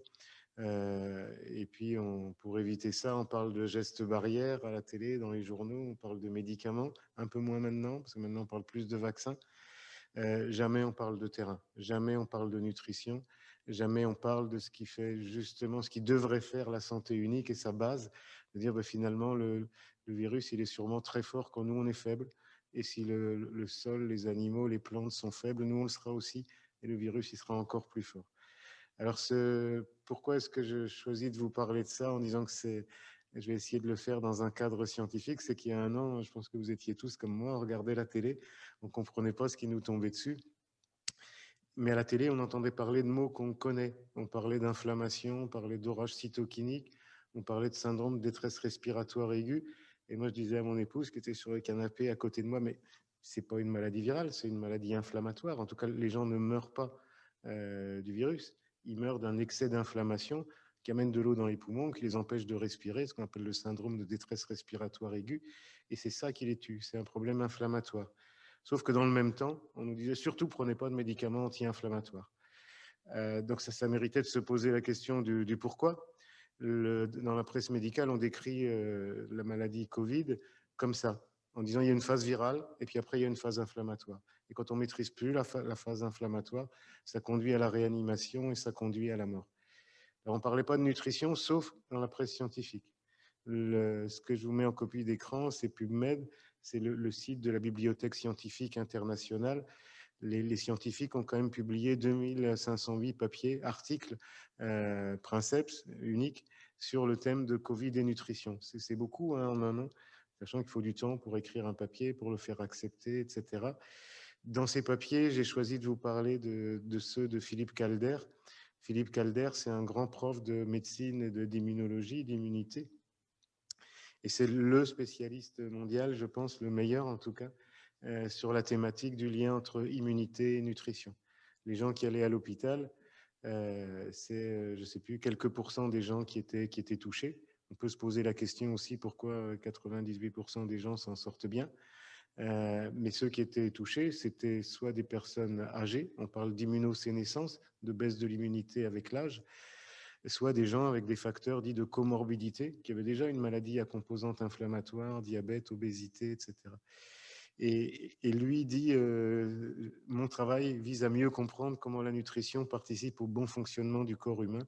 C'est une clé pour préserver et améliorer santé et bien-être, diminuer les risques de maladies et traiter les maladies en lien avec l'alimentation. Il a publié 5 articles originaux. Le premier, il l'a publié très tôt. Il s'appelait Nutrition, immunité et Covid. Et je vous lis, j'ai essayé de traduire juste le début du résumé pour dire, mais c'est tellement évident. Et notre système immunitaire nous protège des agents pathogènes. Si on n'avait pas de système immunitaire, si on n'avait pas de système inflammatoire, on mourrait tous au premier agent qui passe. Et des agents pathogènes, il y en a. Et notre système immunitaire, il est incroyable parce qu'il sait reconnaître ce qui va nous faire du mal, ce qui nous fait du bien. Il sait reconnaître les amis et les ennemis. Et quand il détecte un ennemi, le système immunitaire, ça commence avec la peau, avec les sécrétions, etc. Et puis ça continue dans le sang. Le système immunitaire, il travaille, et il travaille fort. Et forcément, quand il y a un virus qui arrive, un virus pathogène, le système immunitaire travaille encore plus fort. Et comme il travaille encore plus fort, ben, il a besoin de plus d'énergie. Et il a aussi besoin de plein de substrats. Et ces substrats, c'est tous des substrats alimentaires. Parler du terrain dans des périodes d'épidémie, parler de la force du virus contre la faiblesse des gens et inversement, c'est dire que tous ces substrats sont alimentaires. Il faut des protéines, il faut des acides gras, il faut des vitamines A, des vitamines du groupe B, des vitamines C, D, des oligoéléments, parce que tout ça va être constitutif des enzymes qui vont faire toutes ces réactions d'immunité. C'est tellement évident, sauf qu'on l'a complètement oublié, pas dans la presse scientifique, mais dans les débats de tous les jours autour du Covid, les débats sur l'hydroxychloroquine ou les vaccins, qui sont des débats très intéressants, ont complètement occulté le débat sur la nutrition qui a toujours été dans l'angle mort. Il dit aussi que l'hyperinflammation, donc celle qui provoque la mort, peut être contrôlée par les acides gras oméga grâce à un métabolisme pro-résolution. Alors, je vous ai mis cette phrase, le microbe n'est rien, c'est le terrain qui est tout. Et je vous ai mis les 3 personnages à qui on les attribue, avec des débats des fois passionnels. Alors les 2 du bas, c'est Antoine Béchamp, contemporain de Louis Pasteur, et son ennemi scientifique. Ils n'étaient pas du tout d'accord. En gros, à très gros traits, Pasteur disait qu'il faut s'occuper du microbe et le tuer, quand Béchamp disait non, le microbe c'est une transformation de nos cellules, etc. Et il faut s'occuper du terrain avant de s'occuper du microbe. Et en haut, c'est... J'ai bouffé son Claude Bernard, donc le père de la médecine expérimentale, de la médecine moderne, qui aurait dit Béchamp avait raison, le microbe n'est rien, c'est le terrain qui est tout. Mais Pasteur disait la même chose. S'il ne le disait pas sous cette forme-là, quand on lui attribue la phrase, j'ai lu des papiers de Pasteur où il dit attention, le microbe, c'est pas tout. C'est important de tuer le microbe, la pasteurisation, etc. Mais occupez-vous du terrain aussi. Ces messages-là, qu'on attribue la phrase à Béchamp, à Pasteur ou à Bernard, je pense que le plus important, c'est de constater que la phrase a été complètement oubliée et que le terrain, on n'en a pas du tout parlé pendant 1 an et que c'est dommage, on va dire ça comme ça. Donc nous, à notre niveau, qui n'est pas celui de Pasteur, de Béchamp ou de Claude Bernard, on a participé à la production scientifique autour de la maladie et de la nutrition. On a rédigé un article avec Claire Pissonneau de l'INRA, Philippe Legrand, Vincent Rioux, Ronan Thibault de l'INSERM et du CHU, qui est un article d'hypothèse qu'on a écrit dans les premiers mois du Covid, en disant est-ce qu'une supplémentation en oméga 3 peut réduire les complications liées au Covid chez des patients positifs. On introduisait les études cliniques dont je vais parler très rapidement à l'AG de l'an dernier, puisque c'était l'époque où on les mettait sur pied. Et on expliquait pourquoi on voulait faire ça et pourquoi ça avait du sens. L'article, il est paru assez rapidement, 1 ou 2 mois après évidemment validation par les comités de lecture, etc. Ce qui fait le charme de la presse scientifique où tu peux dire des choses, mais si ce n'est pas des choses intéressantes, nouvelles et validées par des pairs, des peer reviews, elles paraissent pas. Alors qu'est-ce qu'on disait? On disait quand le virus arrive dans la cellule, le pneumocyte dans la cellule du poumon, il passe la barrière, il utilise un récepteur ACE2, puis il rentre dans la cellule. Et quand il rentre dans la cellule, il y a des récepteurs dans la cellule qu'on appelle des toll-like récepteurs, des récepteurs à barrière de pH. Il voit le pH ouvert, il voit un virus qui arrive et il déclenche l'inflammation. Comment il déclenche l'inflammation? Qui est un mécanisme de lutte grâce aux oméga-6 qui sont dans les membranes et qui démarre via une voie qu'on appelle NF-κB, le recrutement des cytokines. Tout à l'heure, on parlait d'orage cytokinique. Trop de cytokines, c'est de ça que les gens meurent. Les cytokines, elles sont déclenchées au départ par les oméga-6 qui sont dans les membranes. Normalement, après, ça s'arrête. C'est ce qu'on appelle la phase promotion de l'inflammation. Puis une fois que le virus est tué, ça s'arrête. Un autre message passe. Celui-là, il est porté par les oméga-3 qui arrêtent l'inflammation. On appelle ça la résolution. Mais si on n'a pas assez d'oméga-3, si la résolution ne se fait pas, alors l'orage cytokinique se met en place et le syndrome de détresse respiratoire peut arriver et peut conduire aux événements dramatiques dont on a parlé. Ce n'est pas moi qui dis ça, hein, c'est un schéma qui est complètement admis partout. C'est pour ça que je disais un article dans la presse scientifique, il est validé. C'est ça qu'on décrit. Je le résume. Donc forcément, quand on résume, on oublie un peu des détails. Mais ça, il y a un consensus total, absolu là-dessus. Après, une fois que l'inflammation est lancée, dans les membranes, il y a aussi des oméga-3. Les oméga-3, qu'est-ce qu'ils font? Ils font ce qu'on appelle la phase résolution de l'inflammation. C'est pour ça qu'il ne faut pas utiliser l'aspirine, il ne faut pas utiliser de médicaments anti-inflammatoires. Parce que si tu utilises des médicaments anti-inflammatoires, ils vont s'attaquer à des enzymes qui vont empêcher les oméga-6 d'agir, et le virus va se développer, mais ils vont aussi empêcher les oméga-3 d'agir. Et il n'y a pas de phase résolution qui se met en place. Donc quand on a un adversaire aussi fort, c'est l'équilibre naturel des choses qui fait qu'on peut se défendre. C'est pas à coup d'aspirine ou d'ibuprofène qu'il fallait se défendre, c'est à coup d'équilibre naturel construit dans le temps. Alors finalement, si on a suffisamment d'oméga-3 dans les membranes, on va pouvoir se défendre. Sauf que quand on regarde ce qui se passe dans les différentes populations du monde, quand on regarde les tests que font des labos qui analysent ça dans le sang, le taux d'oméga-3 dans les membranes cellulaires, il varie de 2% à 14%. C'est 14% chez des gens qui mangent beaucoup de poissons. Je vous montrerai après dans les différents pays. C'est 6-7% chez les gens qui mangent bleu blanc cœur. On est en train de le démontrer. Ça peut être 2%, 3%. Il y a des gens qui ont fait des études sur des pays entiers. On est plutôt bas en Europe, aussi aux États-Unis ou au Canada. Mais ce qu'on défendait, notre hypothèse, celle qui fondait nos études cliniques, c'était de dire que cet équilibre oméga-6, oméga-3 dans les membranes, c'est de la biochimie. Mais avant que ce soit de la biochimie, c'est de la nutrition et c'est de la chaîne alimentaire. Parce qu'on ne les fabrique pas, ces oméga-6 et ces oméga-3. Et quand tu dis ça, tu dis quelque chose de très important en matière de santé unique. Ça pousse dans les champs, ça se retrouve dans les auges, ça s'intègre dans les produits animaux ou les produits végétaux. Mais c'est la façon de produire. Le meilleur acteur de la chaîne alimentaire, ça reste le paysan à ce niveau-là. Donc si cette hypothèse est validée, la prévention, elle commence bien dans le sol et elle continue dans l'assiette. Et quand on est à l'hôpital, c'est sans doute un peu tard. Ça, c'est ce que je vous proposais.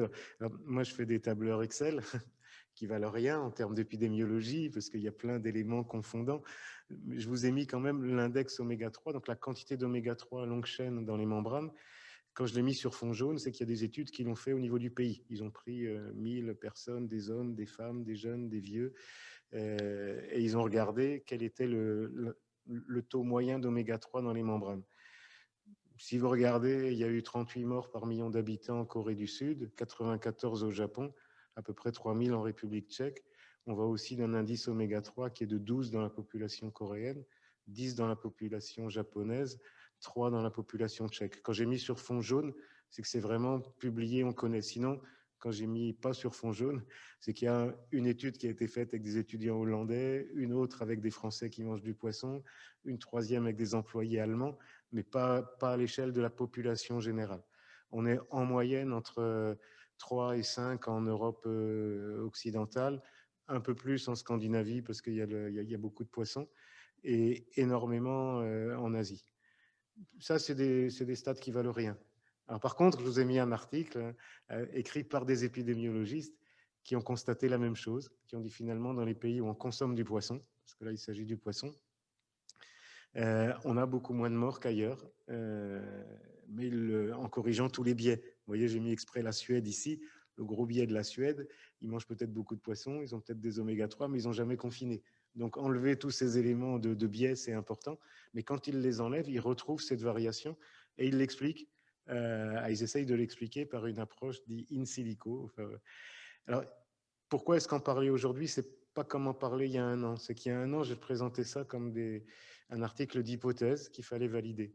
Sauf qu'aujourd'hui, il y a beaucoup de papiers qui sont sortis, pas seulement des articles d'hypothèse. Il y a quelques semaines, un article qui a été signé d'ailleurs aussi par notre ami Philippe Calder, 445 850 personnes, c'est pas rien, aux États-Unis, en Suède et en Angleterre, qui consomment des compléments alimentaires contre les gens qui n'en consomment pas, de même population, etc. Les gens qui consomment des compléments oméga-3, vitamine D ou des prébiotiques, les autres, ça ne marche pas, ceux-là ont de 10 à 20% de chances de moins d'être positifs. C'est-à-dire que ça va au-delà de ce qu'on pensait, nous, de prévenir la complication, c'est qu'ils ne sont même pas positifs, ceux-là. Et quand même, 10 à 20%, c'est beaucoup, hein, c'est significatif. C'est différent selon les hommes, les femmes, les obèses, les pas obèses, etc. Mais globalement, c'est significatif. L'article s'appelle Modest Effects. Mais je pense que c'est surtout une énorme surprise parce que personne ne s'attendait à ça. Surtout sur un endpoint qui est la positivité, qui n'est pas la gravité du truc. Ça, c'est l'article dont je vous parlais, qui lie épidémiologie, poisson, oméga 3, et puis travail in silico pour essayer d'expliquer pourquoi, mais qui rejoindrait l'hypothèse d'un effet antiviral, en plus de l'effet anti-inflammatoire des oméga 3.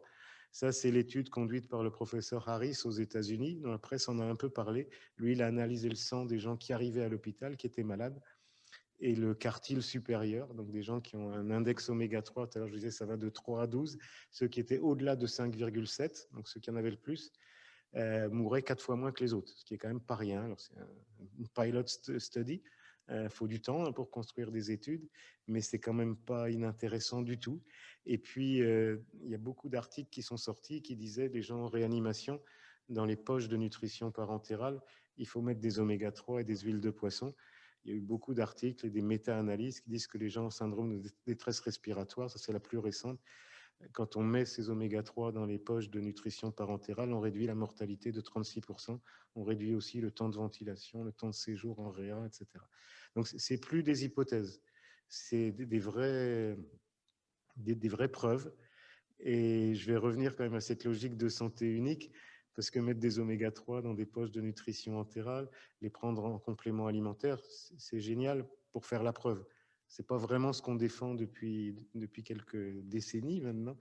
Alors, je fais le teasing pour la journée du 8 juin dont Nathalie a parlé, qui s'appelle One Health, puisqu'il y aura et Philippe Calder, le prof d'immunité, et William Harris, le prof de médecine américain qui a conduit l'étude à l'hôpital à Sioux Falls, qui seront avec nous.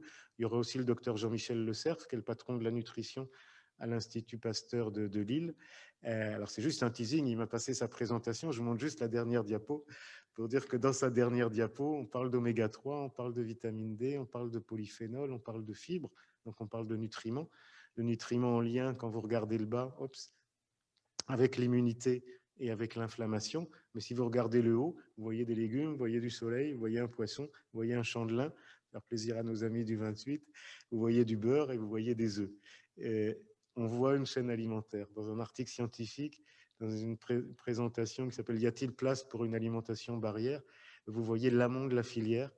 Et je voudrais qu'on parle du terrain, pour finir, qu'on parle pas que de la vitamine D et des oméga 3, pas que des polyphénols, mais de la façon dont on les amène dans l'assiette, qu'on parle de la densité nutritionnelle des aliments. La phrase de Pasteur, Béchamp, Claude Bernard, le microbe n'est rien, le terrain est tout. Évidemment, le microbe compte, mais le terrain compte aussi. Et l'éliminer complètement du champ de vision et du champ de discussion dans une crise comme ça, c'est juste dramatique. Moi, je mets ça sur le compte. Si je passe côté sciences humaines, il y a une expérience qui est connue en psychologie sociale qu'on appelle l'expérience du gorille invisible. C'est dans une université américaine, un prof de sociologie qui avait demandé à ses étudiants de compter le nombre de passes que faisait une équipe de basket qui était sur l'estrade. Et donc, les étudiants notaient le nombre de passes. Et pendant ce temps-là, il y a un gorille qui est passé, qui se tapait sur la poitrine, enfin un bonhomme déguisé en gorille.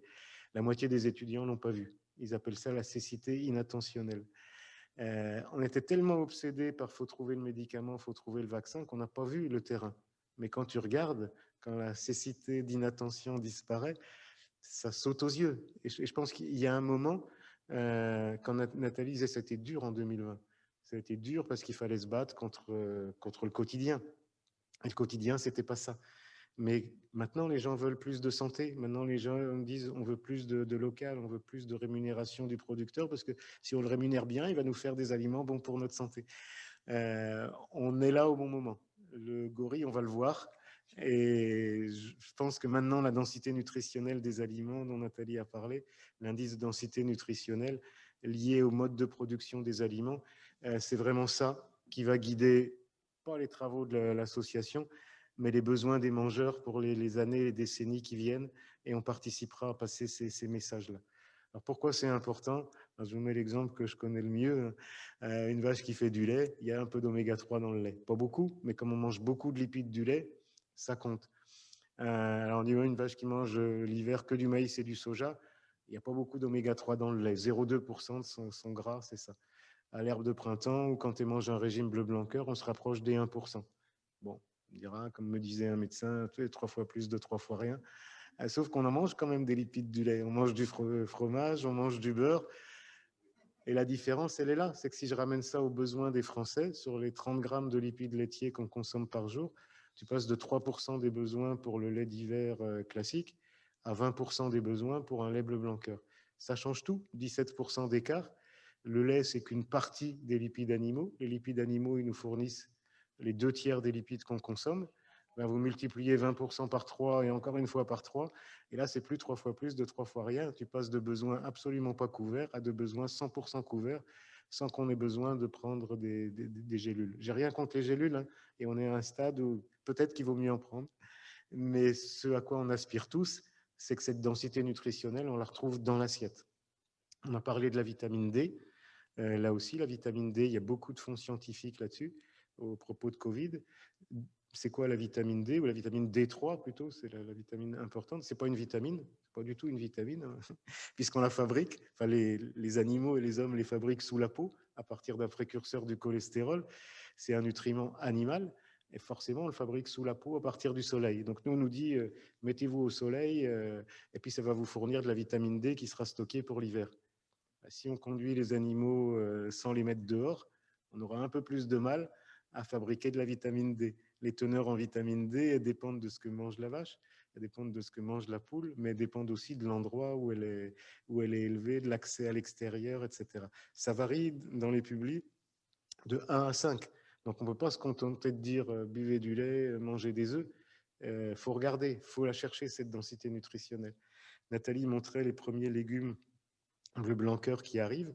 On travaille avec une ONG américaine qui s'appelle Bionutrients, qui travaille sur les mêmes thèmes que nous. Et ils disent, dans les carottes, on a trouvé des valeurs en polyphénol qui vont de 1 à 200. Pour les antioxydants, ça va de 1 à 90. Alors, il y a des effets, je parle des carottes qui sortent du champ, hein, enfin, qui sortent du champ pour aller au labo. Il peut y avoir des petits biais, mais c'est quand même énorme. Quand on dit, vous voulez des bêta-carotène, manger des carottes, en plus, ça rend aimable. Oui, d'accord, mais il y a des carottes qui ne vont pas te rendre aimable. Puis il y en a d'autres, celles que j'ai mangées moi, elles sont formidables. Non, mais de 1 à 200, c'est quand même énorme. Alors, je n'ai pas retenu le 1 à 200, mais je dis que le double défi, celui de la santé unique, c'est un défi climat et nutrition. Climat, on peut en parler. Il y a Greta Thunberg d'un côté, il y a Nathalie Kerwas de l'autre. Il y a ceux qui en parlent et il y a ceux qui agissent. J'aime bien Greta, j'aime plus Nathalie et ses collègues, parce que nous, au moins, on agit. La densité nutritionnelle, on l'a vu, ça va de 1 à 10 pour les oméga 3 dans les œufs, ça va de 1 à 5 pour la vitamine D dans le lait. Les polyphénols, ça peut aller de 1 à 5 sur ce qu'on a constaté, nous, dans des conditions plus resserrées qu'aux États-Unis. Et la qualité environnementale, est-ce que si c'est bon pour l'homme et l'animal, ça va être bon pour la terre aussi? Ben, ça se mesure. Ça se mesure. Et ça se mesure avec quelque chose qui est assez normé, même très normé, qui est scientifique, qui s'appelle les analyses de cycle de vie. Je demandais à Aude, qui est dans la salle, quand est-ce qu'elle avait fait son mémoire de fin d'études chez nous. Maintenant, elle est productrice de lait, vous l'avez vu tout à l'heure.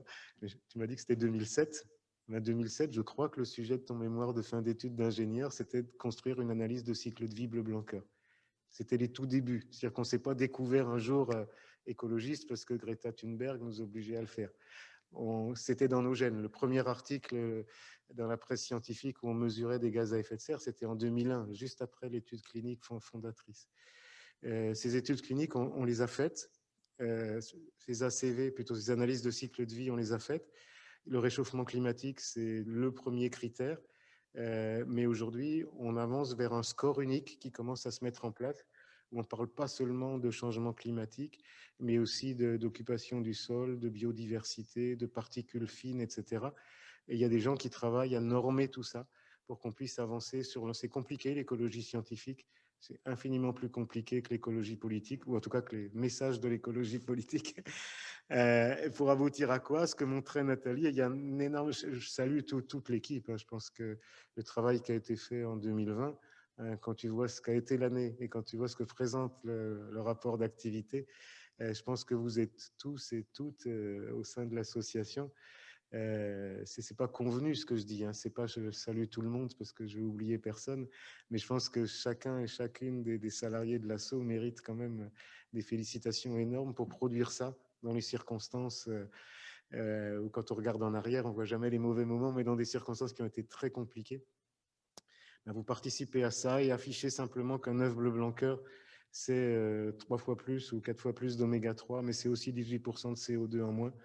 Il faut imaginer tout ce qu'il y a derrière en construction scientifique, en co-construction avec les acteurs de la production, de la nutrition animale, etc. Mais on n'a pas le choix. Si on veut sauver la planète, ce qui est l'enjeu de notre génération, enfin la planète, comme dit Jean-Pierre, elle se sauvera, mais sauver la planète et ses habitants, il ne faut pas que des Greta Thunberg, il faut aussi des Nathalie Kerwas et de tous les hommes et les femmes de cette association que j'en profite pour saluer. Donc, ce que j'arrive de la fin, je n'ai pas débordé, pas encore. Les nutriments barrières dont je parle, les plus cités dans la crise Covid, c'était quoi? Les oméga 3 à longue chaîne et la vitamine D3. C'est des nutriments animaux, faut le dire. Il n'y a pas de débat là-dessus. S'il y a des nutriments qui ont eu un effet, c'est la vitamine D3 et c'est les oméga 3 longue chaîne. C'est des nutriments animaux, mais attention, ils participent d'abord à la santé animale. C'est-à-dire qu'avant de rendre les gens sains, ils rendent les vaches, les poules, les cochons sains pour nous faire de bons produits aussi. Ils sont tout à fait marqueurs de la façon dont les animaux ont été soignés. Encore une fois, je dois le dire tous les ans, mais quand les médecins rencontrent les paysans et qu'ils entendent les paysans dire « je vais soigner mes vaches » au lieu de dire « je vais les nourrir », il y a souvent des déclics qui se font. Et la façon dont vous, les paysans, pour ceux qui sont dans la salle ou ceux qui sont en visio, soignez vos animaux, ça a une importance fondamentale et pour la planète, et pour l'homme, et pour la santé animale, mais ça, vous le savez bien. Et ces nutriments, ils sont aussi marqueurs d'une bonne santé environnementale. Pareil pour les végétaux, quand les teneurs en antioxydants et en polyphénol, on l'a vu, ça peut varier de 1 à 100. Les études cliniques qui conduisent avec les fruits et légumes, ça marche jamais très bien et ils mettent toujours dans la conclusion, ouais, parce qu'on n'est pas très sûr de la teneur en antioxydants et en fibres. On sait que les végétaux doivent amener ça, mais on n'est pas très sûr. Enfin bref, je commente pas, mais ça dépend aussi, on a beaucoup à apprendre là-dessus encore, de la façon dont on nourrit le sol, pas seulement de la façon dont on nourrit l'animal, mais aussi de la façon dont on nourrit le sol, notamment la teneur en carbone et en matière organique. J'entendais quelqu'un dire, tant qu'il y avait de la polyculture, élevage et de la couverture du sol, c'était une agriculture NPK parce que du carbone, on en avait à l'appel. Maintenant, bon, avec la matière organique du sol qui baisse, avec l'élevage qui disparaît dans certaines régions, ça devient problématique et on se retrouve dans une agriculture du carbone avec des impacts sur la densité nutritionnelle, mais aussi bien sûr sur le climat parce que le carbone capté dans le sol, eh ben, il n'est pas dans l'atmosphère. Alors ça, c'est l'extrait d'un article de Calder. Hein. Il dit quoi, Calder? Il dit, si vous voulez une bonne immunité, voilà, il faut toutes ces vitamines. Et puis, il faut manger du lait, du fromage, des œufs, du poisson, des brocolis, des choux de Bruxelles. En gros, manger de tout. Parce que le meilleur conseil nutritionnel, c'est manger de tout. Éviter les évictions, parce que c'est pas bon.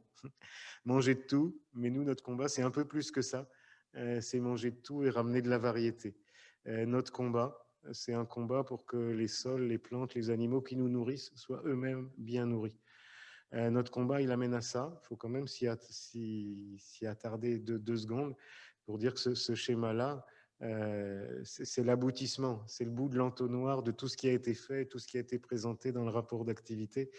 Les impacts de Bleu Blanc Cœur aujourd'hui, grâce à tous ces acteurs hein, et tous les membres de ces communautés, et tous les salariés, et tous les membres de la gouvernance, ça aboutit à 28 000 hectares de soja non produits au Brésil, en tout cas qu'on n'importe pas. C'est pas rien.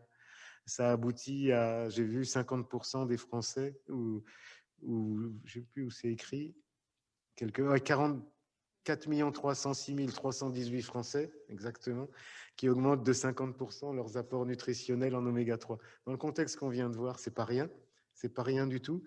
On est en train de finir, je pense qu'on présentera ça parce que ce sera quelque chose, l'aboutissement.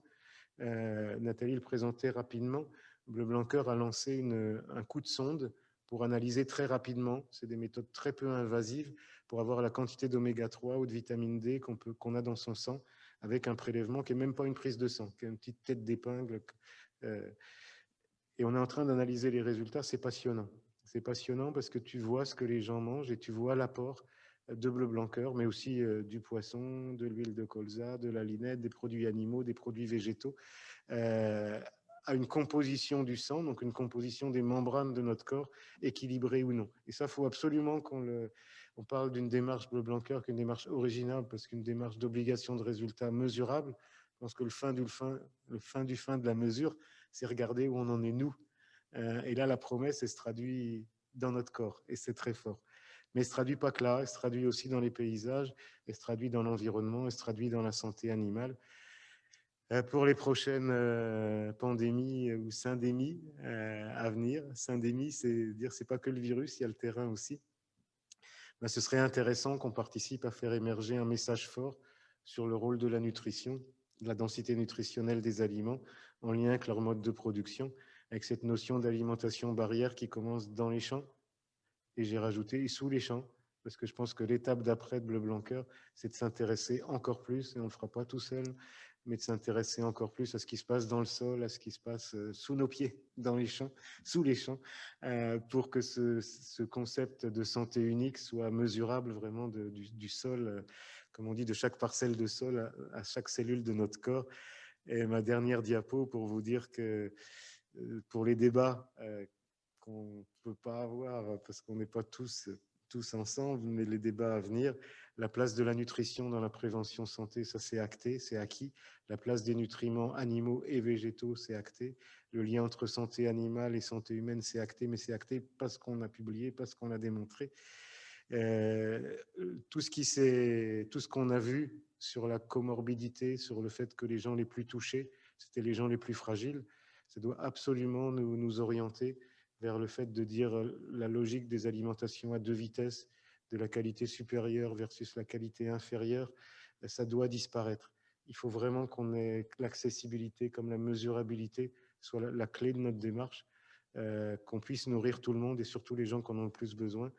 Et je voudrais, si c'est acté aujourd'hui que les labos de pharma et de génie génétique sont des acteurs de santé, c'est vrai que les paysans, les agronomes, les pros de la santé, les chefs, les mangeurs, les gens de nos communautés, soient des acteurs de la santé unique, parce qu'on en a fait, vous en avez fait, un concept solide et mesurable. Et je vous remercie. Voilà pour moi. Merci. Vous auriez pu applaudir les autres aussi. Hein. Merci. Merci beaucoup, Pierre. Du coup, je comprends l'enthousiasme de toute l'équipe parce que la présentation que tu viens de nous faire, on en connaissait dans les aboutissants, mais cette piqûre de rappel fait que nos convictions sont encore plus renforcées. Et merci pour cette intervention. Du coup, l'idée, c'est de continuer sur les pitchs de 3 minutes pour justement illustrer un petit peu toute la démarche, les propos et puis les actions qui sont mises en œuvre autour de ce projet d'agriculture à vocation santé de la terre, des animaux et des hommes. Florence, je pense que vous pouvez mettre votre caméra et votre micro. Bonjour, bienvenue. Bonjour à tous. Bonjour. Merci d'être là. Du coup, l'idée, c'était de vous donner la parole pour présenter un petit peu la rencontre avec Bleu Blanc Cœur et puis ce qu'on envisageait de faire ensemble, si vous voulez bien. Oui, merci en tout cas de me donner la parole. Déjà, je suis très heureuse d'être parmi vous aujourd'hui. Et donc voilà, je vais me présenter. Je suis Florence Hardy. Je suis la fondatrice de Maison Médélis. Donc, j'ose pas trop le dire, il y a déjà un peu plus de 30 ans. Et je dirige toujours la société, une société qui a toujours été en mouvement.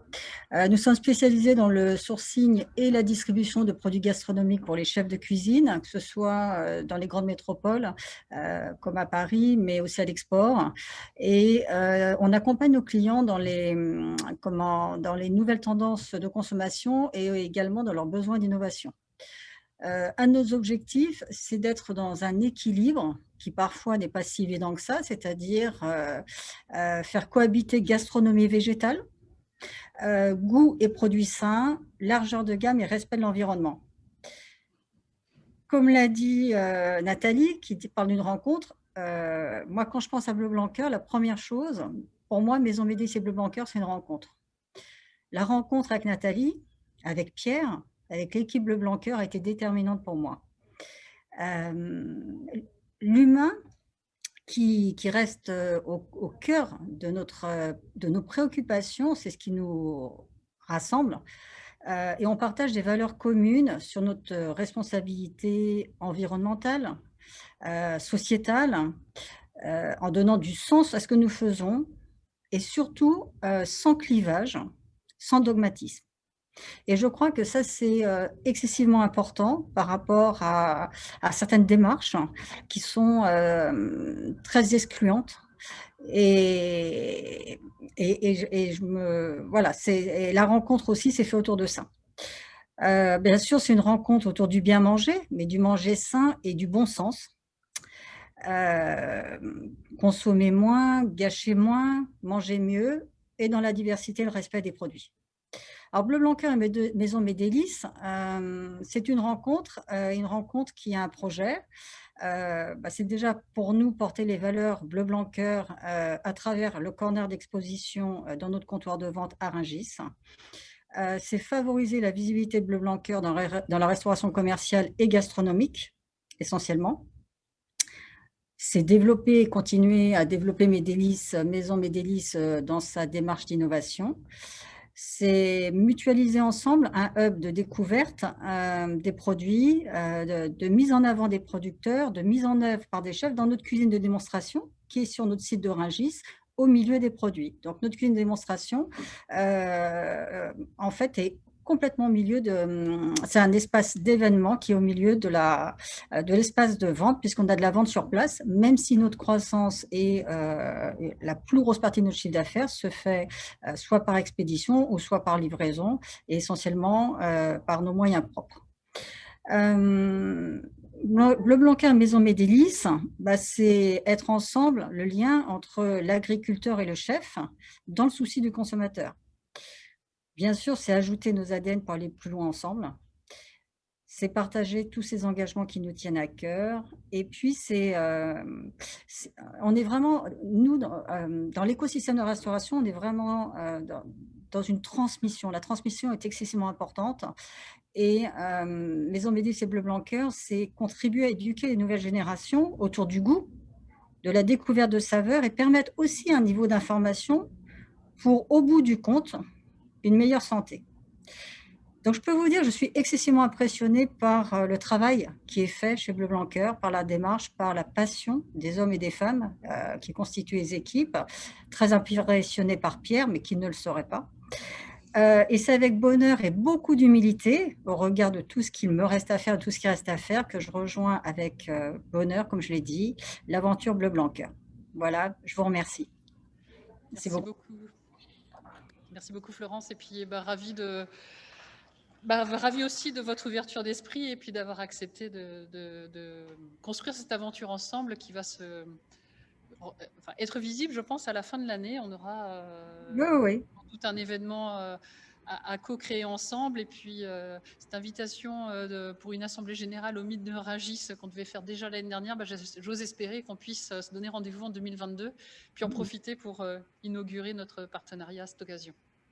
En tout cas, merci à vous, et beaucoup d'événements à faire. Voilà. Merci. Du coup, Monsieur Skudler, vous êtes présent ici, donc je vous invite à venir témoigner sur votre engagement en tant que professionnel de la santé. Merci, bonjour.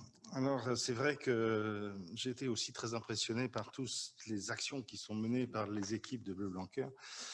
Et évidemment, je vous félicite tous de cet engagement qui nous permet, nous, de parler de cette filière qui va, comme je dis souvent à mes patients, du champ à l'assiette santé. C'est-à-dire qu'à la fois, on œuvre pour la biodiversité, à la fois, on œuvre pour qu'il y ait moins d'antibiotiques, à la fois, bien sûr, dans les élevages, mais en même temps, les humains en profitent également. Et puis, dans l'assiette, bien sûr, on va avoir davantage d'oméga 3. Donc ça, c'est valorisant pour notre santé. Et pourquoi? Parce que finalement, ces oméga 3 dans l'assiette, c'est ce qui va nous reconstruire. On est en perpétuelle reconstruction. C'est-à-dire, évidemment, tous les jours, on va éliminer des vieilles cellules et on va en fabriquer de nouvelles. Et si on a effectivement suffisamment d'oméga 3 dans notre alimentation, ça va nous permettre de reconstruire sur tous nos chantiers des nouvelles cellules qui vont faire que les membranes étant plus riches en oméga 3 vont être plus souples, les cellules vont mieux respirer, et du coup, au bout du compte, on aura des organes qui vont mieux fonctionner. Alors ça, je le répète régulièrement, mais en témoigne également régulièrement. Je fais des chroniques toutes les semaines à la radio sur Radio Rennes. D'ailleurs, c'était ce matin, jeudi matin, et ça sera retransmis tous les jeudis soirs. Et j'aurai effectivement effectivement, à chaque fois, très souvent, je parle évidemment de nutrition et bien sûr de Bleu Blanc Cœur. Ces chroniques sur Radio Rennes, vous pouvez les réécouter évidemment à la fois sur mon site internet ou auprès de la radio en podcast. Dans les actions effectivement d'engagement que je peux avoir avec, disons, cette filière Bleu Blanc Cœur, il y a aussi les publications, puisque j'en fais dans des revues santé, mais également dans des revues médicales, et j'ai effectivement participé, enfin même plus que participé, écrit un article qui est paru au mois de novembre dans une revue médicale sur le thème de la prévention santé. Dans le cadre du Covid, bien sûr, et vous vous en doutez, Bleu Blanc Cœur était bien sûr cité, pas que, puisqu'il y avait d'autres ingrédients. On a parlé de la vitamine D. Là, j'ai travaillé, j'ai fait une thèse sur le thème de la vitamine C également dans le cadre du Covid. Mais on aura également parlé, par exemple, du zinc. Le zinc, aujourd'hui, et je suis content de voir que l'ouverture de cette filière sur d'autres aliments. Là, vous avez cité les épinards, etc. Également, enfin les carottes, bien sûr, mais pourquoi pas d'autres ingrédients nutritionnels. Et je pensais bien sûr aux poissons. Alors, dans le domaine du zinc, si je rapproche le zinc des animaux de la mer, bien sûr, je vais penser à nos huîtres de Bretagne. Et peut-être que demain, on aura des huîtres avec un label Bleu Blanc Cœur qui, en plus, bien sûr, tout naturellement, contiendront du zinc. Voilà, ça, merci.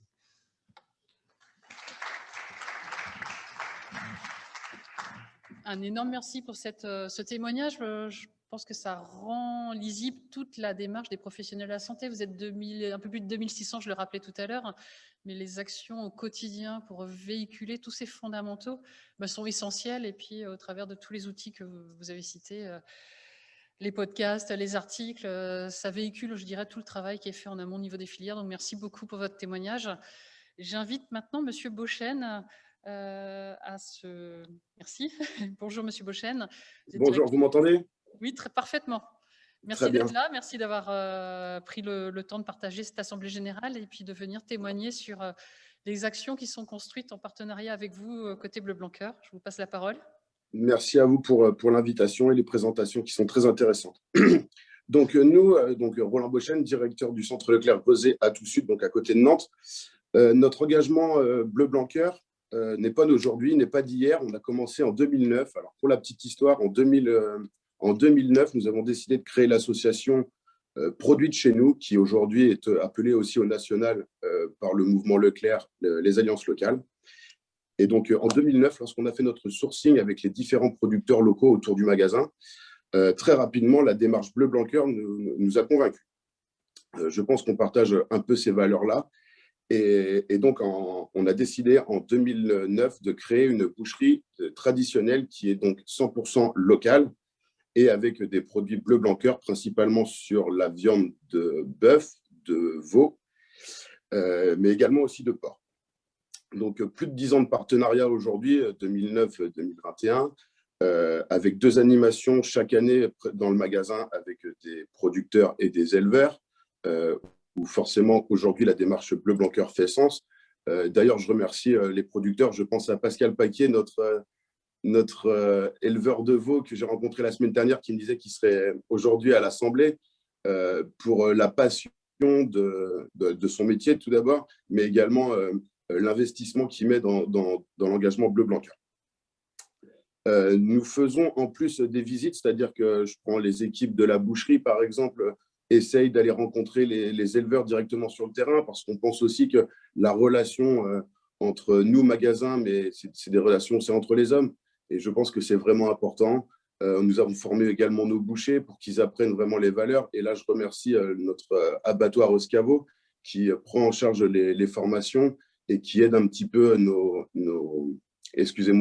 bouchers traditionnels à pouvoir mieux connaître ce qu'est l'engagement Bleu Blanc Cœur, et donc de pouvoir en parler avec les clients directement sur le magasin. Je voulais souligner aussi par rapport à Bleu Blanc Cœur, aujourd'hui, nous, donc, je vous ai dit, ça a fait sens. Les producteurs locaux, c'est eux qui en parlent le mieux, mais il faut aussi, et vous l'avez dit tout à l'heure en début de présentation, souligner pour nous la qualité et la régularité dans la qualité des produits. Et ça, c'est vraiment quelque chose de nous aujourd'hui.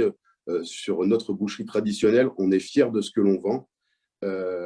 C'est en plus des engagements qui sont bons pour la planète, les hommes, on l'a dit, mais en plus, qualitativement, c'est un produit qui est régulier tout au long de l'année. Et ça, c'est vraiment très important pour nous. Voilà. Et puis, deuxième point que je voulais aborder avec vous aujourd'hui, c'est sur l'aspect régional, c'est-à-dire au sein de l'ASCA Ouest. Tous les Leclerc de l'ASCA Ouest vont cette année, avant cet été, faire une promotion par un catalogue sur les producteurs locaux. Et donc, une double page sera consacrée intégralement à l'engagement bleu-blanc. Voilà pour cette partie-là. Nous, ce qu'on attend en magasin, enfin, ce qu'on attend, notre volonté, c'est vraiment de continuer à dynamiser et travailler avec Bleu Blanc Cœur et continuer à développer les gammes. Pascal Paquier me racontait la semaine dernière qu'ils étaient sur du sous-skin pour le veau. Donc, pourquoi pas aller sur du libre-service, essayer de dynamiser et faire plus de gammes. Tout à l'heure, vous parliez du drive. Je pense que le drive, c'est une population aussi qui est très en attente de ces produits qui sont sains. Nous, on le voit bien sur le drive, les plus grosses ventes sont les produits bio. Donc, il y a aujourd'hui vraiment quelque chose à faire là-dessus et on est vraiment demandeur et on sera avec plaisir magasin pilote s'il y a besoin pour essayer de faire des interventions comme ça. Voilà. Et puis enfin, je voulais remercier Cécile Carré pour cette invitation et également Lorraine qui a passé un petit peu de temps avec moi hier et ce matin côté technique, mais je voyais que tout fonctionne aujourd'hui. Et merci à tous les membres pour ce bel engagement. Voilà, merci à vous. Merci. Merci beaucoup pour votre présentation, intervention. Je vois que c'est un partenariat de longue date. Donc c'est vrai que c'est un partenariat qui s'inscrit dans le temps et qui va se poursuivre. J'ai vu Céline les yeux brillants quand vous avez parlé de Drive. Je pense qu'elle va vite prendre rendez-vous. Voilà. Merci à Elle a désormais mon numéro de téléphone. Alors, en plus, elle a votre 06. J'ai pas cette chance. Merci en tout cas. Merci, au revoir. Voilà. Et puis sans transition, excusez-moi. J'invite Emmanuel à brancher sa caméra. Je pense que, donc, Emmanuel, je vais te laisser te présenter. Je pense que ton intervention va faire écho à la précédente de façon très bien coordonnée. Tout à fait. Donc, bonjour à tous. Donc, pour présenter, je suis Emmanuel Picard. Donc, moi, je suis chef de cuisine. J'ai 25 années de cuisine en France et à l'étranger derrière moi. Et ces 10 dernières années, en fait, j'ai géré les restaurants du ministère de l'Agriculture à Paris, où j'ai travaillé depuis mes débuts, en fait, les produits Bleu Blanc Cœur. Donc, je m'occupe maintenant chez Bleu Blanc Cœur du développement des activités en restauration. Et donc voilà, donc le challenge, c'est bien de pouvoir vous apporter en 3 minutes vraiment les informations sur le lien entre l'univers de la restauration et la démarche Bleu Blanc Cœur et la possibilité vraiment de créer une identité culinaire vraiment durable. Donc, alors j'ai voulu quelques images car parler de cuisine, soit il me faut les produits, enfin voilà, il fallait un petit peu de visuel. Donc voilà, donc merci Nathalie de me passer les slides. Donc avant tout, qu'est-ce qu'une bonne cuisine et quels sont les fondamentaux pour réussir? Pour moi, les fondamentaux d'une bonne cuisine, c'est surtout et avant tout des produits de qualité et des produits qui sont vraiment identifiés par le terroir et par les histoires. C'est vraiment ce lien qu'on a avec les éleveurs et c'est ce lien qu'on peut avoir et raconter une histoire avec les convives et avec autour d'une table, je dirais. Et du coup, la cuisine, c'est également et surtout de pouvoir donner du plaisir. Ça, je pense que c'est indéniable, avec des produits de saison, et c'est vraiment de faire une cuisine de goût en éveillant la curiosité des cuisiniers, mais également en éveillant la curiosité des convives tout simplement. Et du coup, à travers tous ces fondamentaux, faut pas oublier que la cuisine, c'est évidemment du savoir-faire, mais c'est surtout une équation toute simple que j'ai voulu rajouter. Alors, je sais pas si vous la voyez, là, je la vois à peine sur l'écran, mais en fait, c'est quoi? C'est la cuisine, c'est 70% de produits et 30% de technique.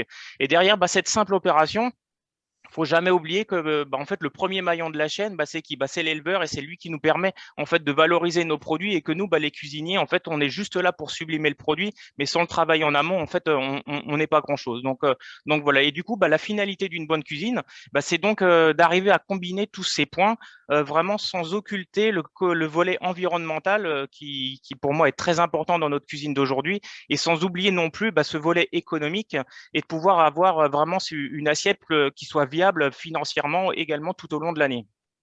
Et enfin, pour finir avec cette slide, du coup, je dirais que les produits Bleu Blanc Cœur, ils me permettent de cocher toutes les cases et permettent surtout de donner toute une dimension de cuisine respectée et honorable et de pouvoir vraiment mettre en avant toutes ces valeurs que je viens de vous annoncer comme véritable atout. Donc, comme je vous disais, du coup, pendant 10 ans, moi, j'ai cuisiné les produits Bleu Blanc Cœur à travers toutes les gammes.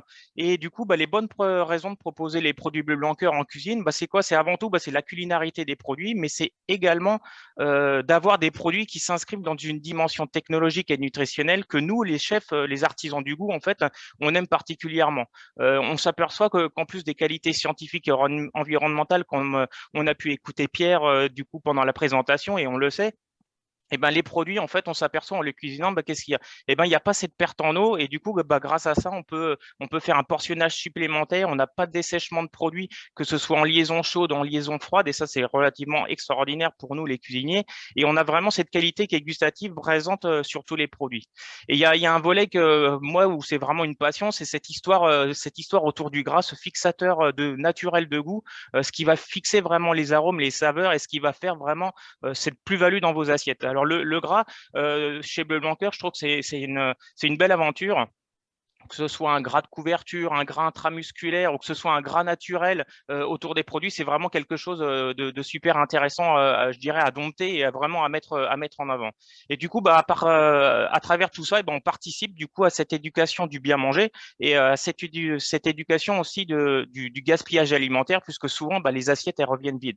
Et du coup, moi, à travers tout ça, maintenant, j'en ai fait vraiment mon cheval de bataille et je souhaite vraiment, avec toute ma persévérance, pouvoir vraiment diffuser toutes ces valeurs vraiment de chef en chef, de cuisine en cuisine, pour vraiment unir, fédérer et autour de la démarche. Et c'est vraiment donner le sens que toutes les cuisines, vraiment pour moi, peuvent s'accorder avec la filière Bleu Blanc Cœur. Et vraiment, je souhaite vraiment, à travers tout ça, vraiment créer cette confrérie de chefs et cette confrérie de toqués, je dirais, toqués responsables.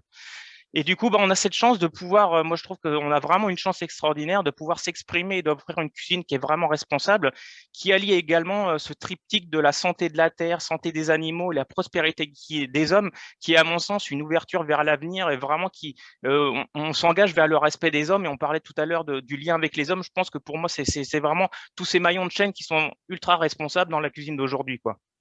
Et donc, pour moi, c'est vraiment un acte citoyen de pouvoir cuisiner quotidiennement avec les produits Bleu Blanc Cœur et de pouvoir les cuisiner et de pouvoir véhiculer vraiment ce message. Et donc, je terminerai juste cette présentation sur les produits aussi qui peuvent être présents en collectivité et qui rentrent dans la loi Egalim, comme a pu le signaler tout à l'heure Nathalie, parce qu'effectivement, toute une gamme de produits rentre dans l'éligibilité de la loi Egalim. Et comme l'a souligné également Nathalie tout à l'heure, Bleu Blanc Cœur a travaillé pour proposer une méthodologie adaptée, ce qui permet d'avoir de créer vos achats responsables, des achats de produits de qualité et durables et qui puissent rentrer dans ces 50%. Et du coup, je ressouligne à nouveau ce temps fort du 3 juin prochain et où vous pouvez vous inscrire pour participer à cet événement. Donc, merci pour ce challenge de 3 minutes chrono, je dirais, autour de la cuisine. Voilà, alors j'espère que j'ai pu vraiment vous diffuser quelques mots-clés et vraiment pouvoir vous rallier à ma passion. Je pense que vous l'avez compris, que j'aime le produit, j'aime Bleu Blanc Cœur. Donc, j'ai tout honneur à le faire et je suis très content de pouvoir le partager. Donc, merci Nathalie et je te redonne la parole et je vous dis à tous à bientôt. Merci beaucoup. Merci. Merci Emmanuel pour ton enthousiasme et je crois que toutes les personnes de l'équipe ont le même enthousiasme que toi à travailler dans cette association. Et puis merci pour la passion. Merci aussi de nous avoir ouvert l'appétit, peut-être un peu tôt, mais en tout cas, on va quand même finir cette assemblée générale avant de basculer sur un menu Bleu Blanc Cœur. Merci à vous d'être connectés, d'avoir participé à ce rendez-vous, puis rendez-vous finalement dans un an et j'ose espérer en présentiel. Au Mines de Rungis, j'espère aussi. C'était pour fêter nos 20 ans, qui seront finalement nos 22 ans, mais on reste toujours jeunes chez Bleu Blanc Cœur. Merci beaucoup. Très belle fin de journée.